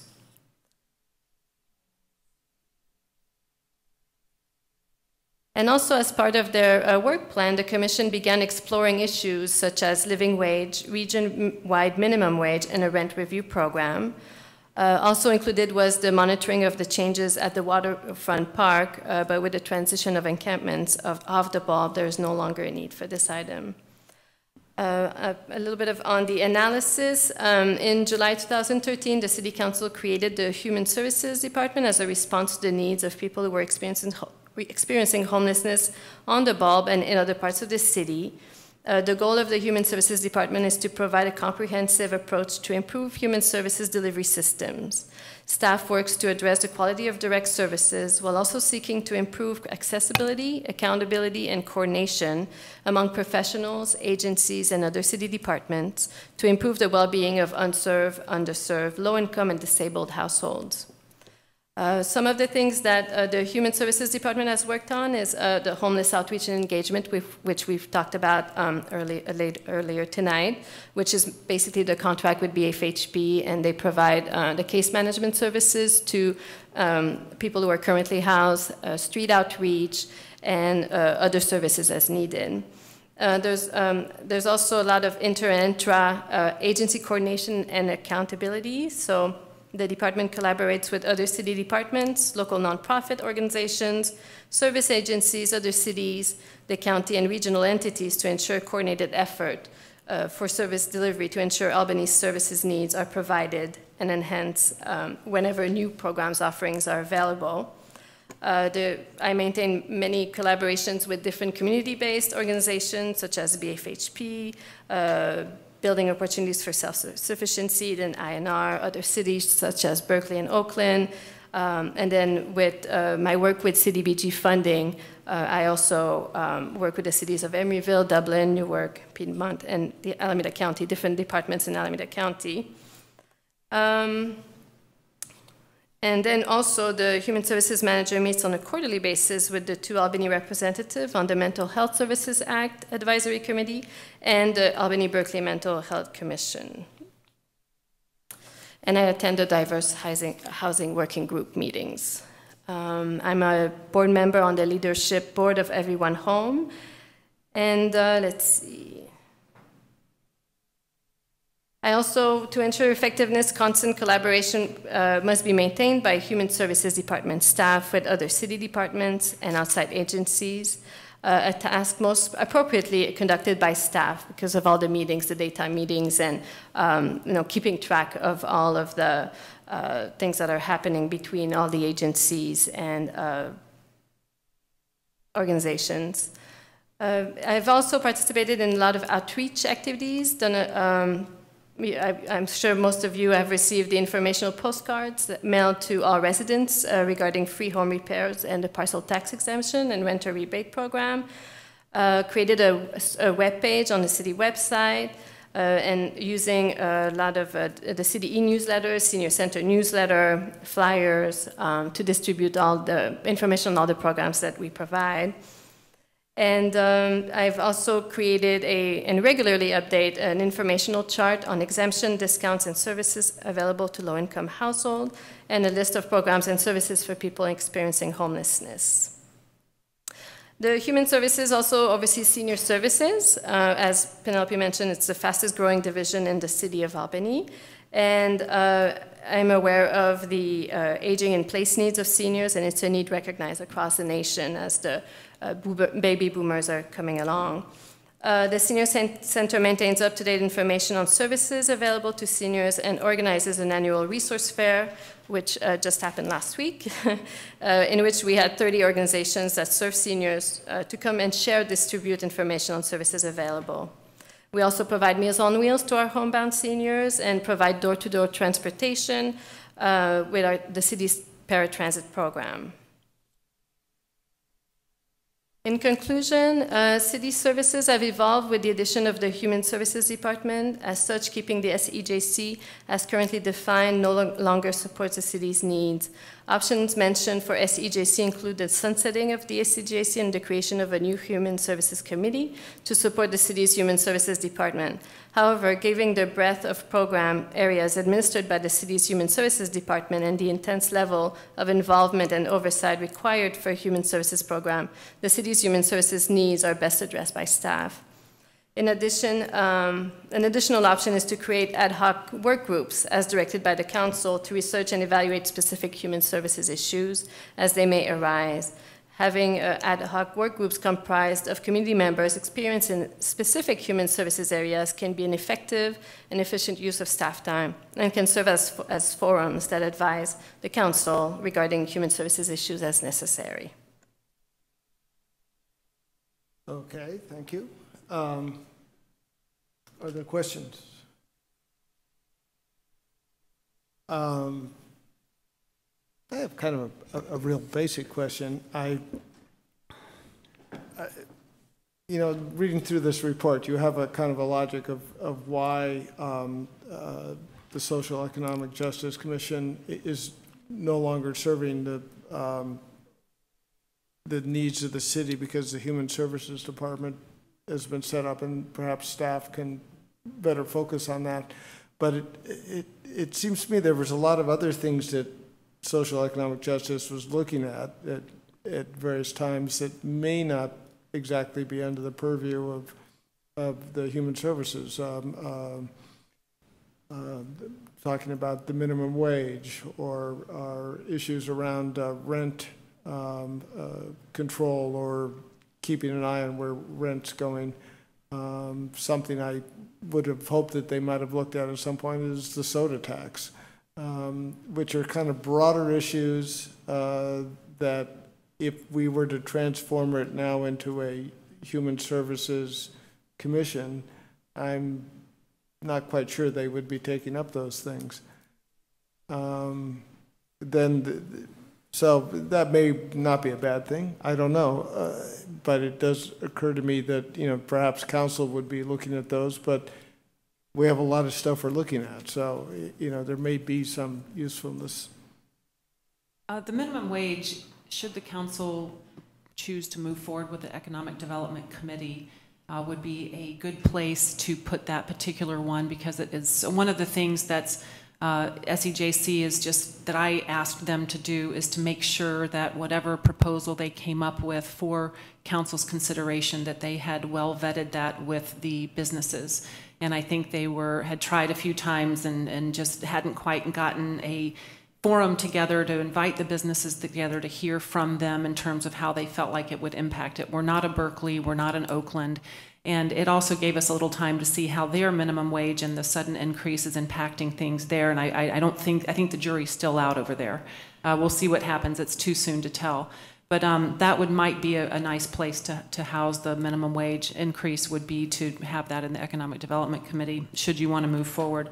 In terms of rent control or the soda tax, I think the soda tax is a relatively new suggestion, and we had already actually started investigating that to bring some information back to council in terms of the many layers that it would be involved and what we would have to do in order to make that happen. So I think staff was willing to take that one on.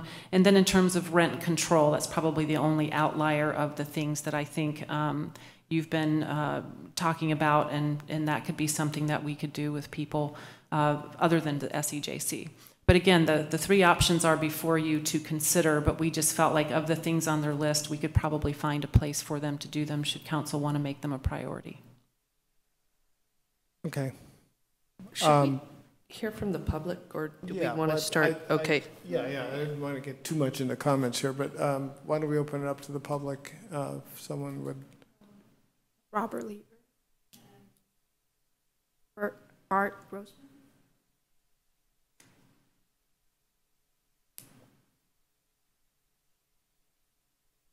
Mayor Moss and Council, my name is Robert Lieber. I'm a resident. I had the honor of serving 2 years on the Social and Economic Justice Commission as the chair. And I come to you today to talk about some of the things that city does for its citizens. You know, tonight you've been talking about some of the real internal organs of our city, our budget, sewer and water, electric and lights, of course, police and fire, our libraries, our parks, our planning and zoning. These are all things that you do throughout the year. It's something you really concentrate on. The Social and Economic Justice Commission, however, is the voice of the people for you, a way for them to talk to you from a progressive community. Free speech, wars, homelessness, peace and justice issues, police militarization, universal health care. You recently passed something opposing oil going through the city of Albany, which I thought was a good thing. Voting rights, positions on a minimum wage, rent control, you mentioned those things. Many other things that you can't even foresee now. If you get rid of this commission, the only thing you have left in your city is nuts and bolts. And the only time you're going to hear about these issues is going to be mostly when somebody on the council themselves takes it upon themselves to take an interest. This is a progressive community. And the community does want to talk about more issues sometimes than just nuts and bolts.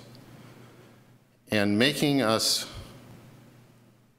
put earplugs in and not have to deal with it, it isn't the right way to go. If you're having trouble finding people and finding quorums, you know, you don't have to have a meeting. We wouldn't get rid of other commissions just because we couldn't find a quorum. We have other committees that can't find people on them to fully have them staffed at all times. Turning the Social and Economic Justice Commission into social services is laudable, but you know, that's really very restrictive and doesn't serve the function. But if you just don't want to hear it, why don't you just get rid of it? But I think it's a vital part of this community and a place where people can go to air some of the issues that normally wouldn't come before you. And I think most progressive cities in the Bay Area have some form of this. Certainly Berkeley does, certainly Richmond does.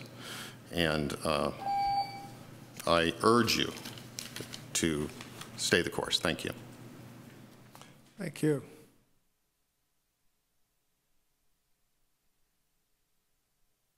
Good evening. My name is Bart Grossman. I'm a member of Social Economic Justice, and I'm also a representative on the Berkeley Mental Health Commission. I have been on the commission for about a year, a little bit less. I think there have been some problems in terms of the domain, which is so broad that there are times when it's hard to think of what issue doesn't belong somewhere in terms of social and economic justice. And I think that's made it hard sometimes for the group to know what to proceed. On the other hand, issues have arisen there that might not arise anywhere else. For example, the issue of the minimum wage and the issue of rent mediation. I'm not sure where that would come up if there was not such a commission. It's also been unclear what the council wants from the commission. In the time I've been on it, we haven't had any referrals from the council in terms of questions that you'd like us to pursue, and that's left us unclear about what our role should be. And then the issue of appointments, I think there's this, with some confusion about whether or not the commission continues. I think people may have been reluctant to appoint, so it's kind of circular. The issues that Isabel mentioned in terms of human services, I think, represent an area that does need attention and does need citizens' input. The issues that came up in terms of affordable housing, clearly you're working on, but issues in terms of seniors aging in place, issues in terms of mental health services, there are other services needs that came up in our key informant survey. If the intention of the city really is to, as it says here, have a comprehensive approach to improve human services delivery systems in the city, we've got a fairly long way to go. We have very few services. Beyond the senior center, we do have the services for that population which is homeless, but that certainly is not a comprehensive service. There are other needs as well. It's true that a lot of the work is staff work, but that's true in any department.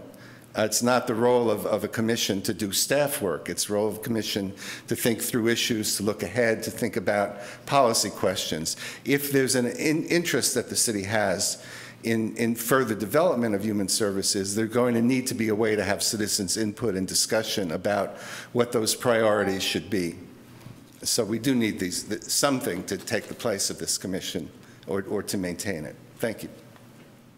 Thank you. Okay, well, let's have that discussion. Who would like to start us out? Nick? I'm not sure if I can. I'm still formulating my thoughts. Yeah, I think that I was going to say earlier that the focus of the staff report is very much on how the Human Services Department could take up some of the slack of a sunsetted Social and Economic Justice Commission, but I find myself wanting to know more about the recent history of the Social and Economic Justice Commission and what has transpired there and what they've been doing there, and you know, what things we could refer there, maybe the soda tax.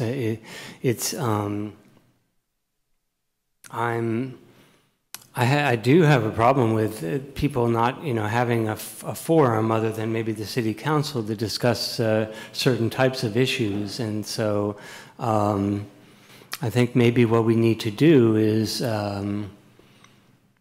as a council, maybe look at the work plan and maybe just see if there is work on there, or if we want to add to the work plan, or if indeed we can't think of that the work plan isn't relevant, or it can be served by another commission. But I find myself right at this point just kind of lacking some of the history, lacking some knowledge of what's gone on before, and I would hesitate to sunset this committee at this point with too abruptly, I feel. I have a concern that we're kind of losing the purpose of an advisory committee in recent months as we think and talk about these things.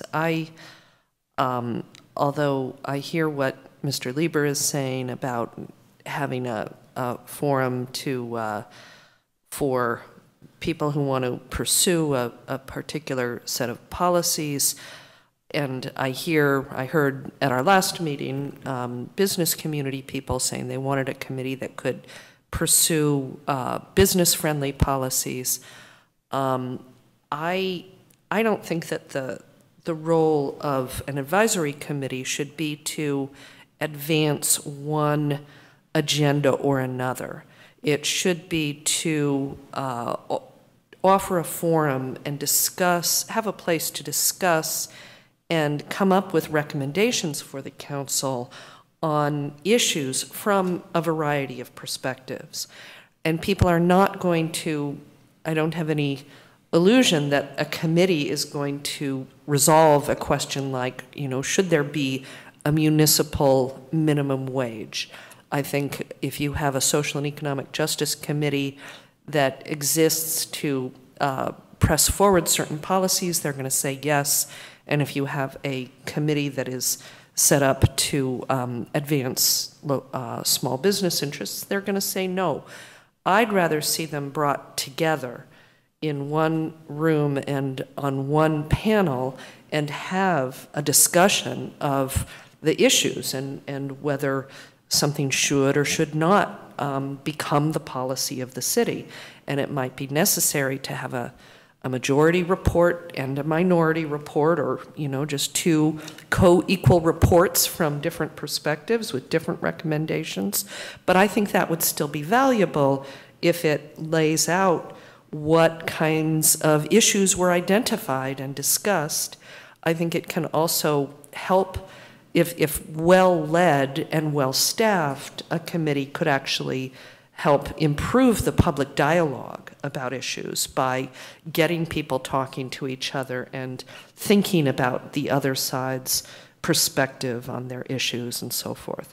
So I'd like to see us consider, perhaps not tonight, but at some point, a possible merger of the Social and Economic Justice Committee with the newly proposed Economic Development Committee. Get folks together to talk about if the hot button issues it would be one thing if the issues were primarily going to be banners and things like that, but if the issues under discussion are going to be things like municipal minimum wage or a municipal soda tax, then having all those people in one forum makes a lot more sense to me in terms of this council getting deliberative advice and recommendations. And I don't think it's a staff function. The staff has its own function and its own duties, and that's not a staff function. Okay.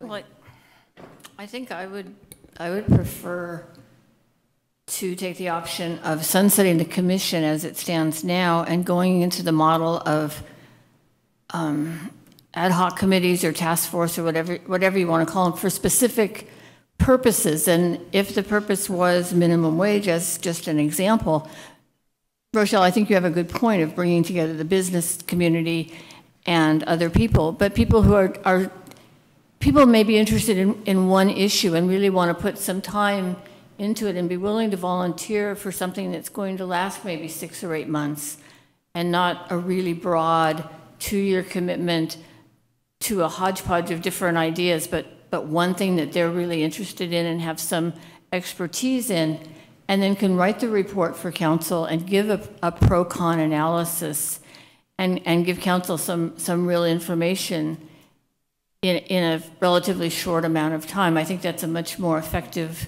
use of everybody's time, the public's time, as well as the staff time that would support that.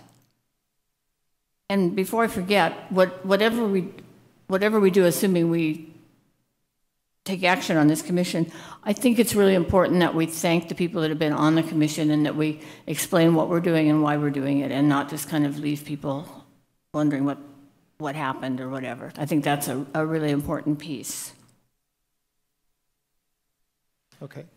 Michael? Well, I'd like to reiterate what Peggy said.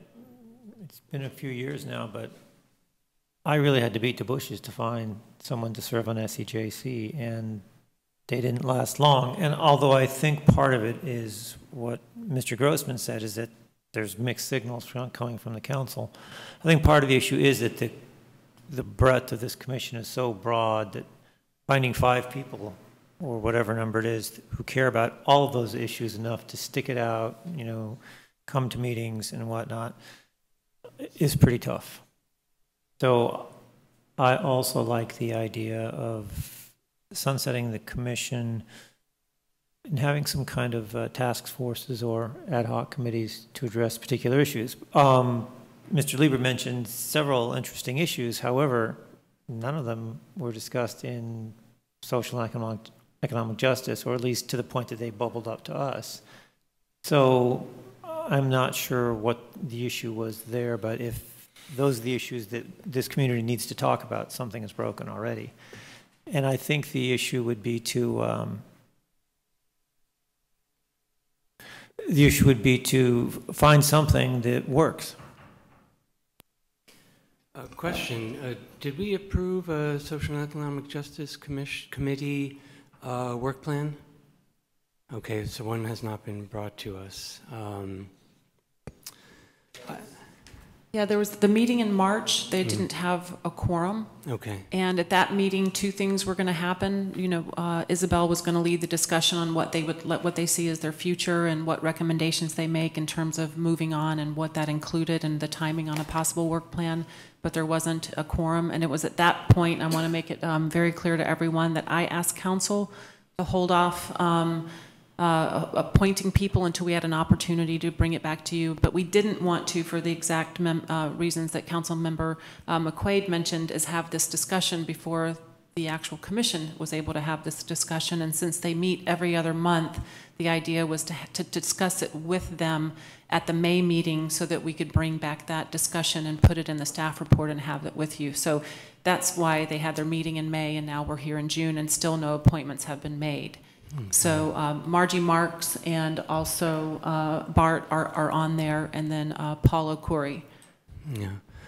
So here's this is what I'm thinking. I'm thinking that since there's been mixed signals about appointments, that we should try to fill all the appointments, and we should and that staff should bring and the committee and staff should bring a work plan back to us if one can be developed for discussion.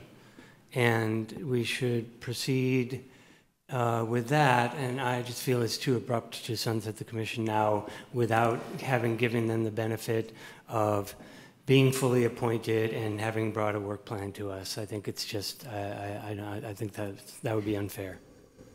But that takes, then we're right back to the same problem. It's hard to attract people to a commission if they're thinking, well, if the council doesn't like our work plan, they're going to disband us. So what's the incentive for community people to be part of that? So I guess the last part of it I didn't say is that I also agree with member of the public, I can't remember which, who said that the committee does not have to meet.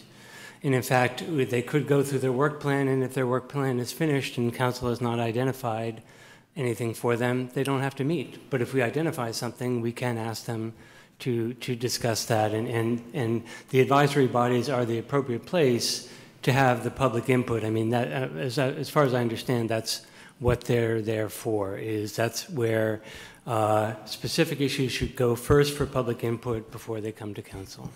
Okay, so, I mean, I'm willing to go with that, but I would like to have some fairly firm criteria for when we pull the plug, because this could just keep on drifting on for years, and we're kind of in that situation now. So what are our criteria as a council for saying SEJC is successful enough, even if they only meet sporadically, that, and we even know we're struggling to find people to agree to serve on the committee? You know, at what point do we say this isn't working? Can I just ask? Oh, go ahead. Could you remind me of their discussion in, was it May? The commission's discussion as to whether or not they should continue? I'm not remembering minutes ago.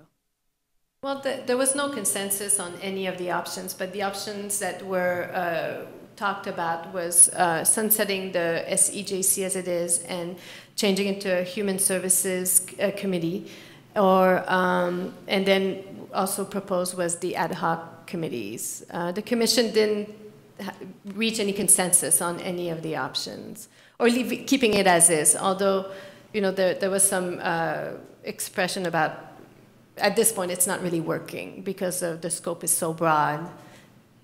Well, I'd like to add there were 2 studies done by 2 third-party, Shelton Drennan, I think was her name, Drennan Shelton, that recommended sunsetting it for those reasons. And then what the council at that time decided to do was to give it another year. And that's when it changed to every other month and different things like that. So it's gone through several evaluations by not only this council, but I think the council before it.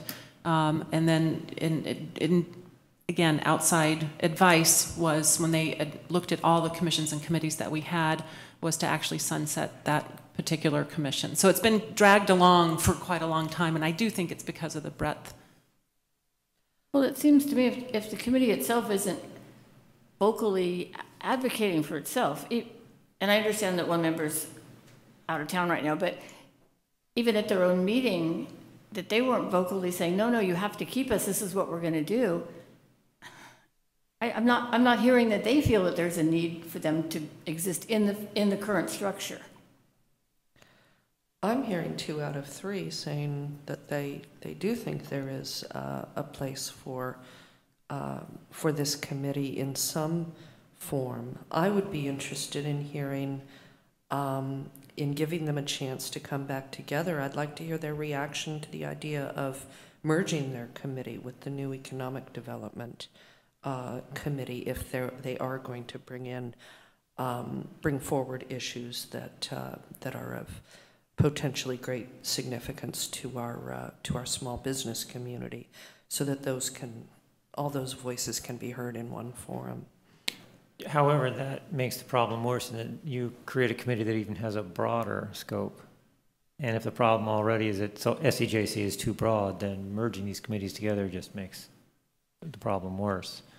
I'd rather see them be separate, and then sort of like we did with the parking, where we brought in traffic and safety, sustainability and planning and zoning for one specific purpose.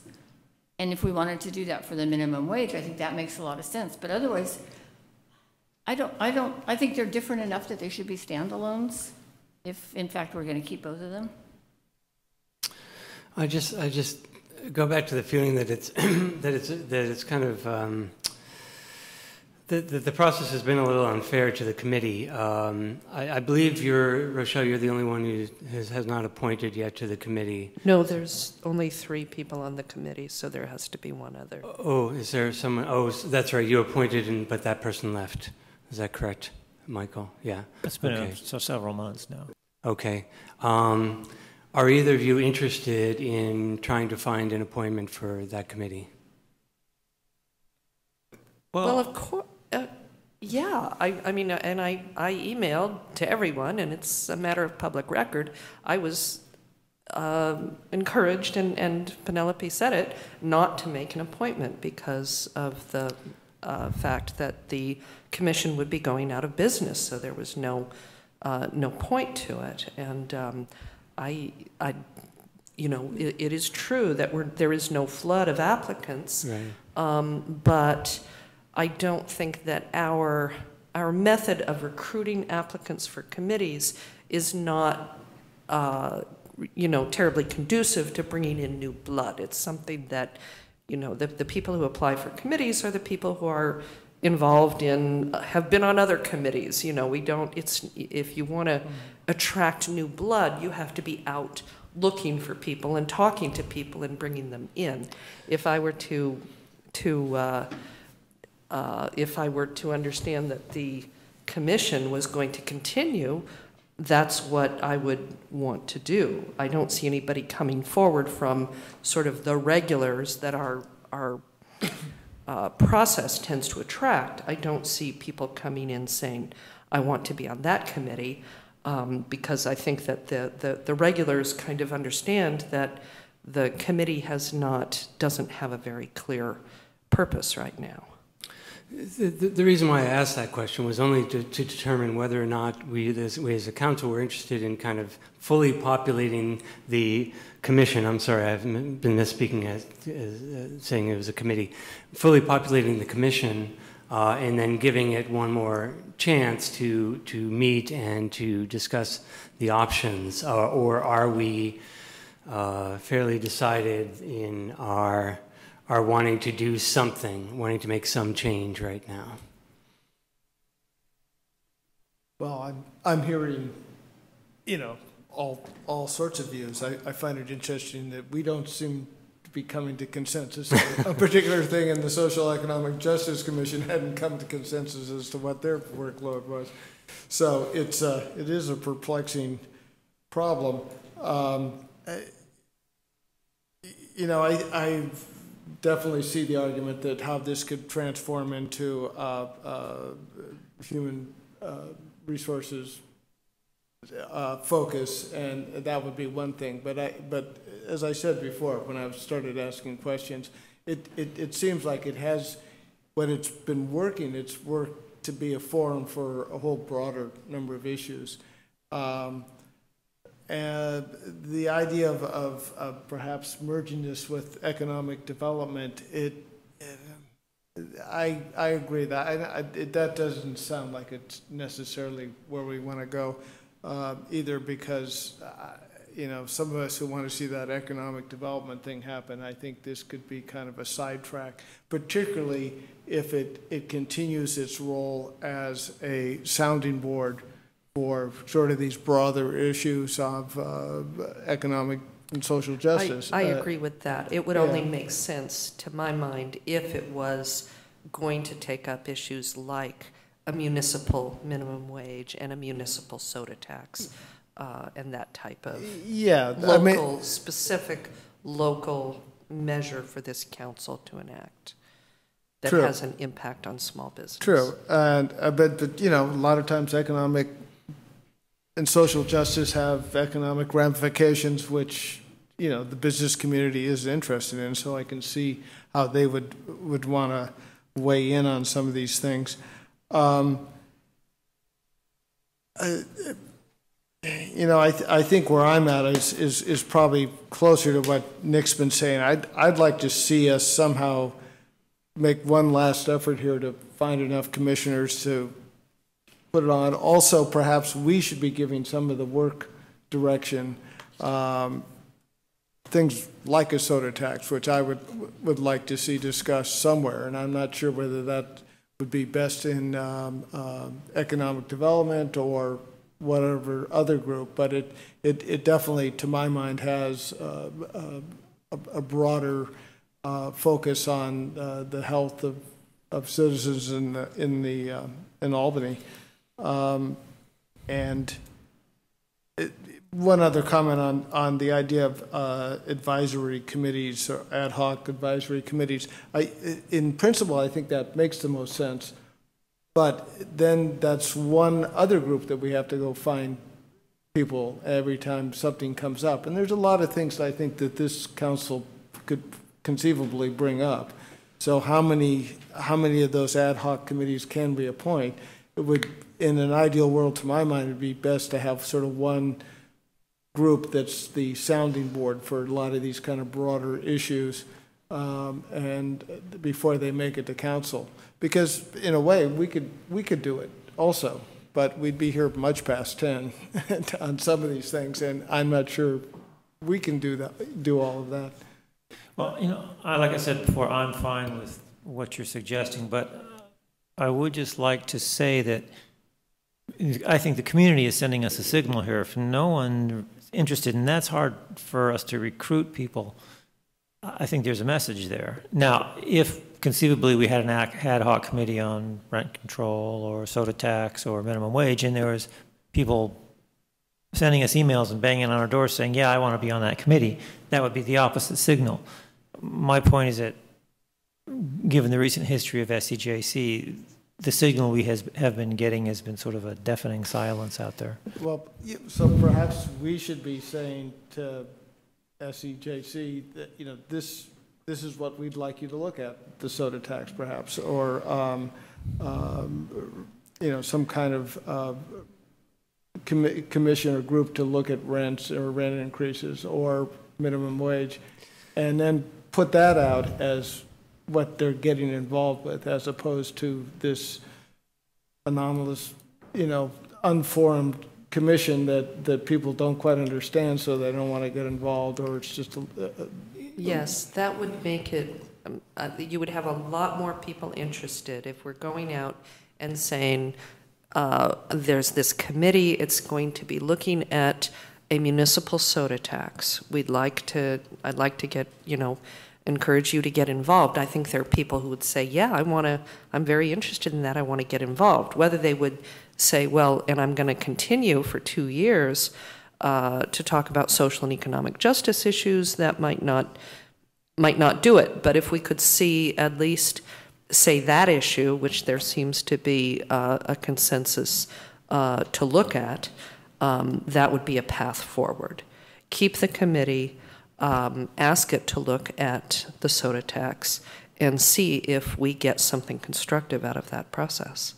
Wouldn't it make, if we're only giving them one issue, shouldn't it be a task force? I mean, that just, to me, that just makes more sense. So the people that might be more interested in the soda tax could be on the task force. And if we were going to talk about rent control, they may be totally different people.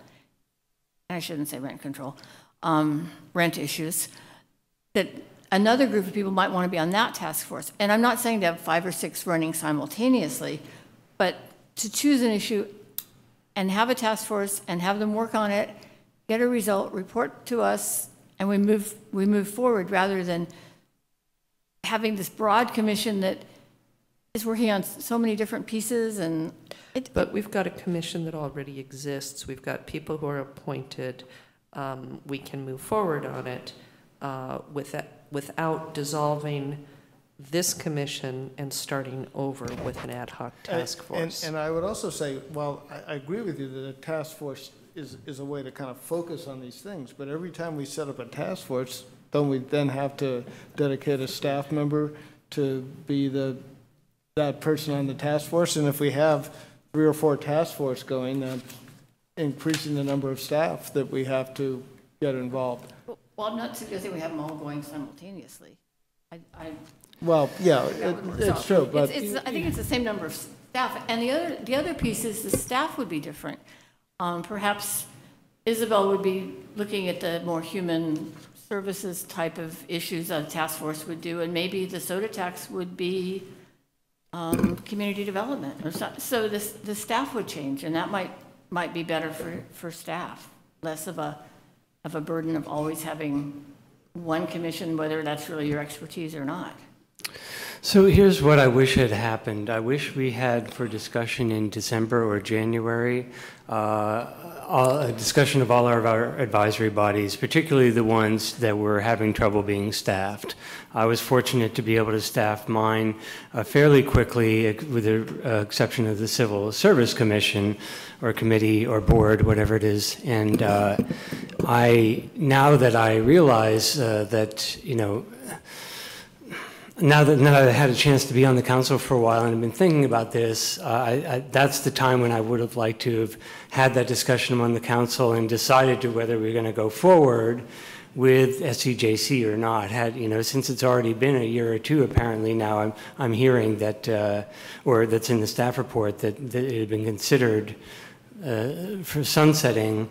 I think that would have been the appropriate time. Now, picking a mid-year point, I just don't feel like it's fair. I think we ought to give them one more chance, since we didn't have that thought, or at least speaking for myself, I did not have that thought process where I was thinking, okay, this commission is really important. I want to make sure I staff. I'll go beat the bushes and find appointees for the other council members.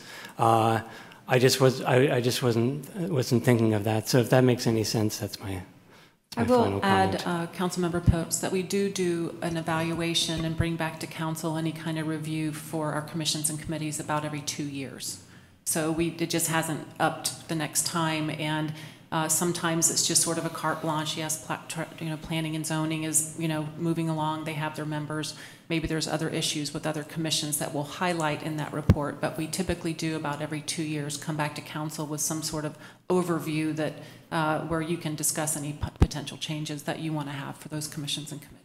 And in those instances, there were a couple that I mentioned before that we actually hired someone as a consultant to come and do that, help us with that analysis, because we felt like at the time it really needed to be looked at, more closely. So you can look forward to having that probably in January of 16. Is usually when we do it is in January. Is that correct, Nicole? Yes. Well, then maybe it does make sense to keep going with the committee until January of 2016. In the meantime, pick at least one issue, and I would suggest the municipal soda tax, to specifically ask the committee to consider. I think that would make it doable to get people interested and get involved and move forward. I'm going to make that a motion. So we have a motion? Motion to continue SCJC and make their work plan at least one item of the soda tax. That's what I'm hearing. Correct. And to defer any consideration of sunsetting the Social and Economic Justice Commission until at least the next review of the committees. Review cycle. As a whole, yeah. Yeah, okay, I can second that. So we have a motion and a second. Any other thoughts or amendments? Let's have a vote. Councilmember. You forgot my name? Councilmember McQuay. No. Councilmember Nason. Yes. Councilmember Pilch. Yes. Vice Mayor Barnes. No. Mayor Moss. Yes. And the motion passes. Okay. So, what we got here? I think that's all of our new business for this evening, and it brings us to, I believe, announcements, upcoming events, meetings that we've attended. Why don't we do meetings attended? Anyone want to? I attended the Economic Quality Committee meeting of the League of California Cities this past Friday. And nothing that interesting to report, I don't think.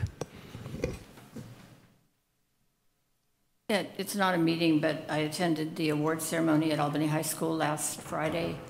And I just think as a community, we should be really, really proud of our graduating seniors, that they are an amazing group of young people. Yes. Yes. Michael, you been any place interesting? Well, the only meeting I attempted to attend was a planning and recycling board meeting. I attempted to do it over the phone here at City Hall because I had to bug out early and go to the junior high advancement ceremony. Unfortunately, I could only hear about half of it over the speakerphone, so not a very successful meeting attendance, but I'll be in there in person next time. And I believe in terms of upcoming events, there's a community state of the city chamber meeting this coming Thursday. We are hosting the chamber mixer this Thursday night from 5:30 to 7:30 at the community center. Okay, and I presume all of us in council absolutely would be certainly invited to attend. Absolutely. Which I would highly recommend. I am also going to try to attend that for a little bit and then probably make it down to the opening meeting of the Alameda County CCA, or they're calling it a CCE, Community Choice Energy thing. So something else you could put on the list if you wanted. I have a question, a status question about something in the city. I was wondering, what happened with the new flagpole? Will it be in place for the 4th of July? I will definitely find out. The original timeline was 8 months, and so I'd have to go back and remember when we first, was that around August that we started that? That July or sounds- August. So if it was 8 months to special order the wood one, that was a replica of the one we had before, I think we've definitely gotten there. So I will definitely go back to them and see where we're at with that. Thank you. Yeah, it'd probably be good to have that in place before we I start would love to. painting over the curb, flags on the curb. So. It's a much better place for the flag. Thank you. One more item, possible agenda item, possibly not, but I've become very, speaking of boards and commission, become very interested in what the Civil Service Board does, since I quickly had to appoint someone to that very recently in order to fulfill that's a board that's part of our charter, so one we can't dissolve easily. And so if there's interest, I'm very interested in learning more about how their meeting goes and what their original purpose was and what they do now. So we could either have staff bring that back to us, or I could just go ahead and learn about that on my own. Depends on my other fellow council members. Aaron Walker has a really good 4-page outline of civil service. I'm sure he could send to you. Okay, great. All right, thanks. Okay, with that, meeting adjourned. Thank you. Thank you.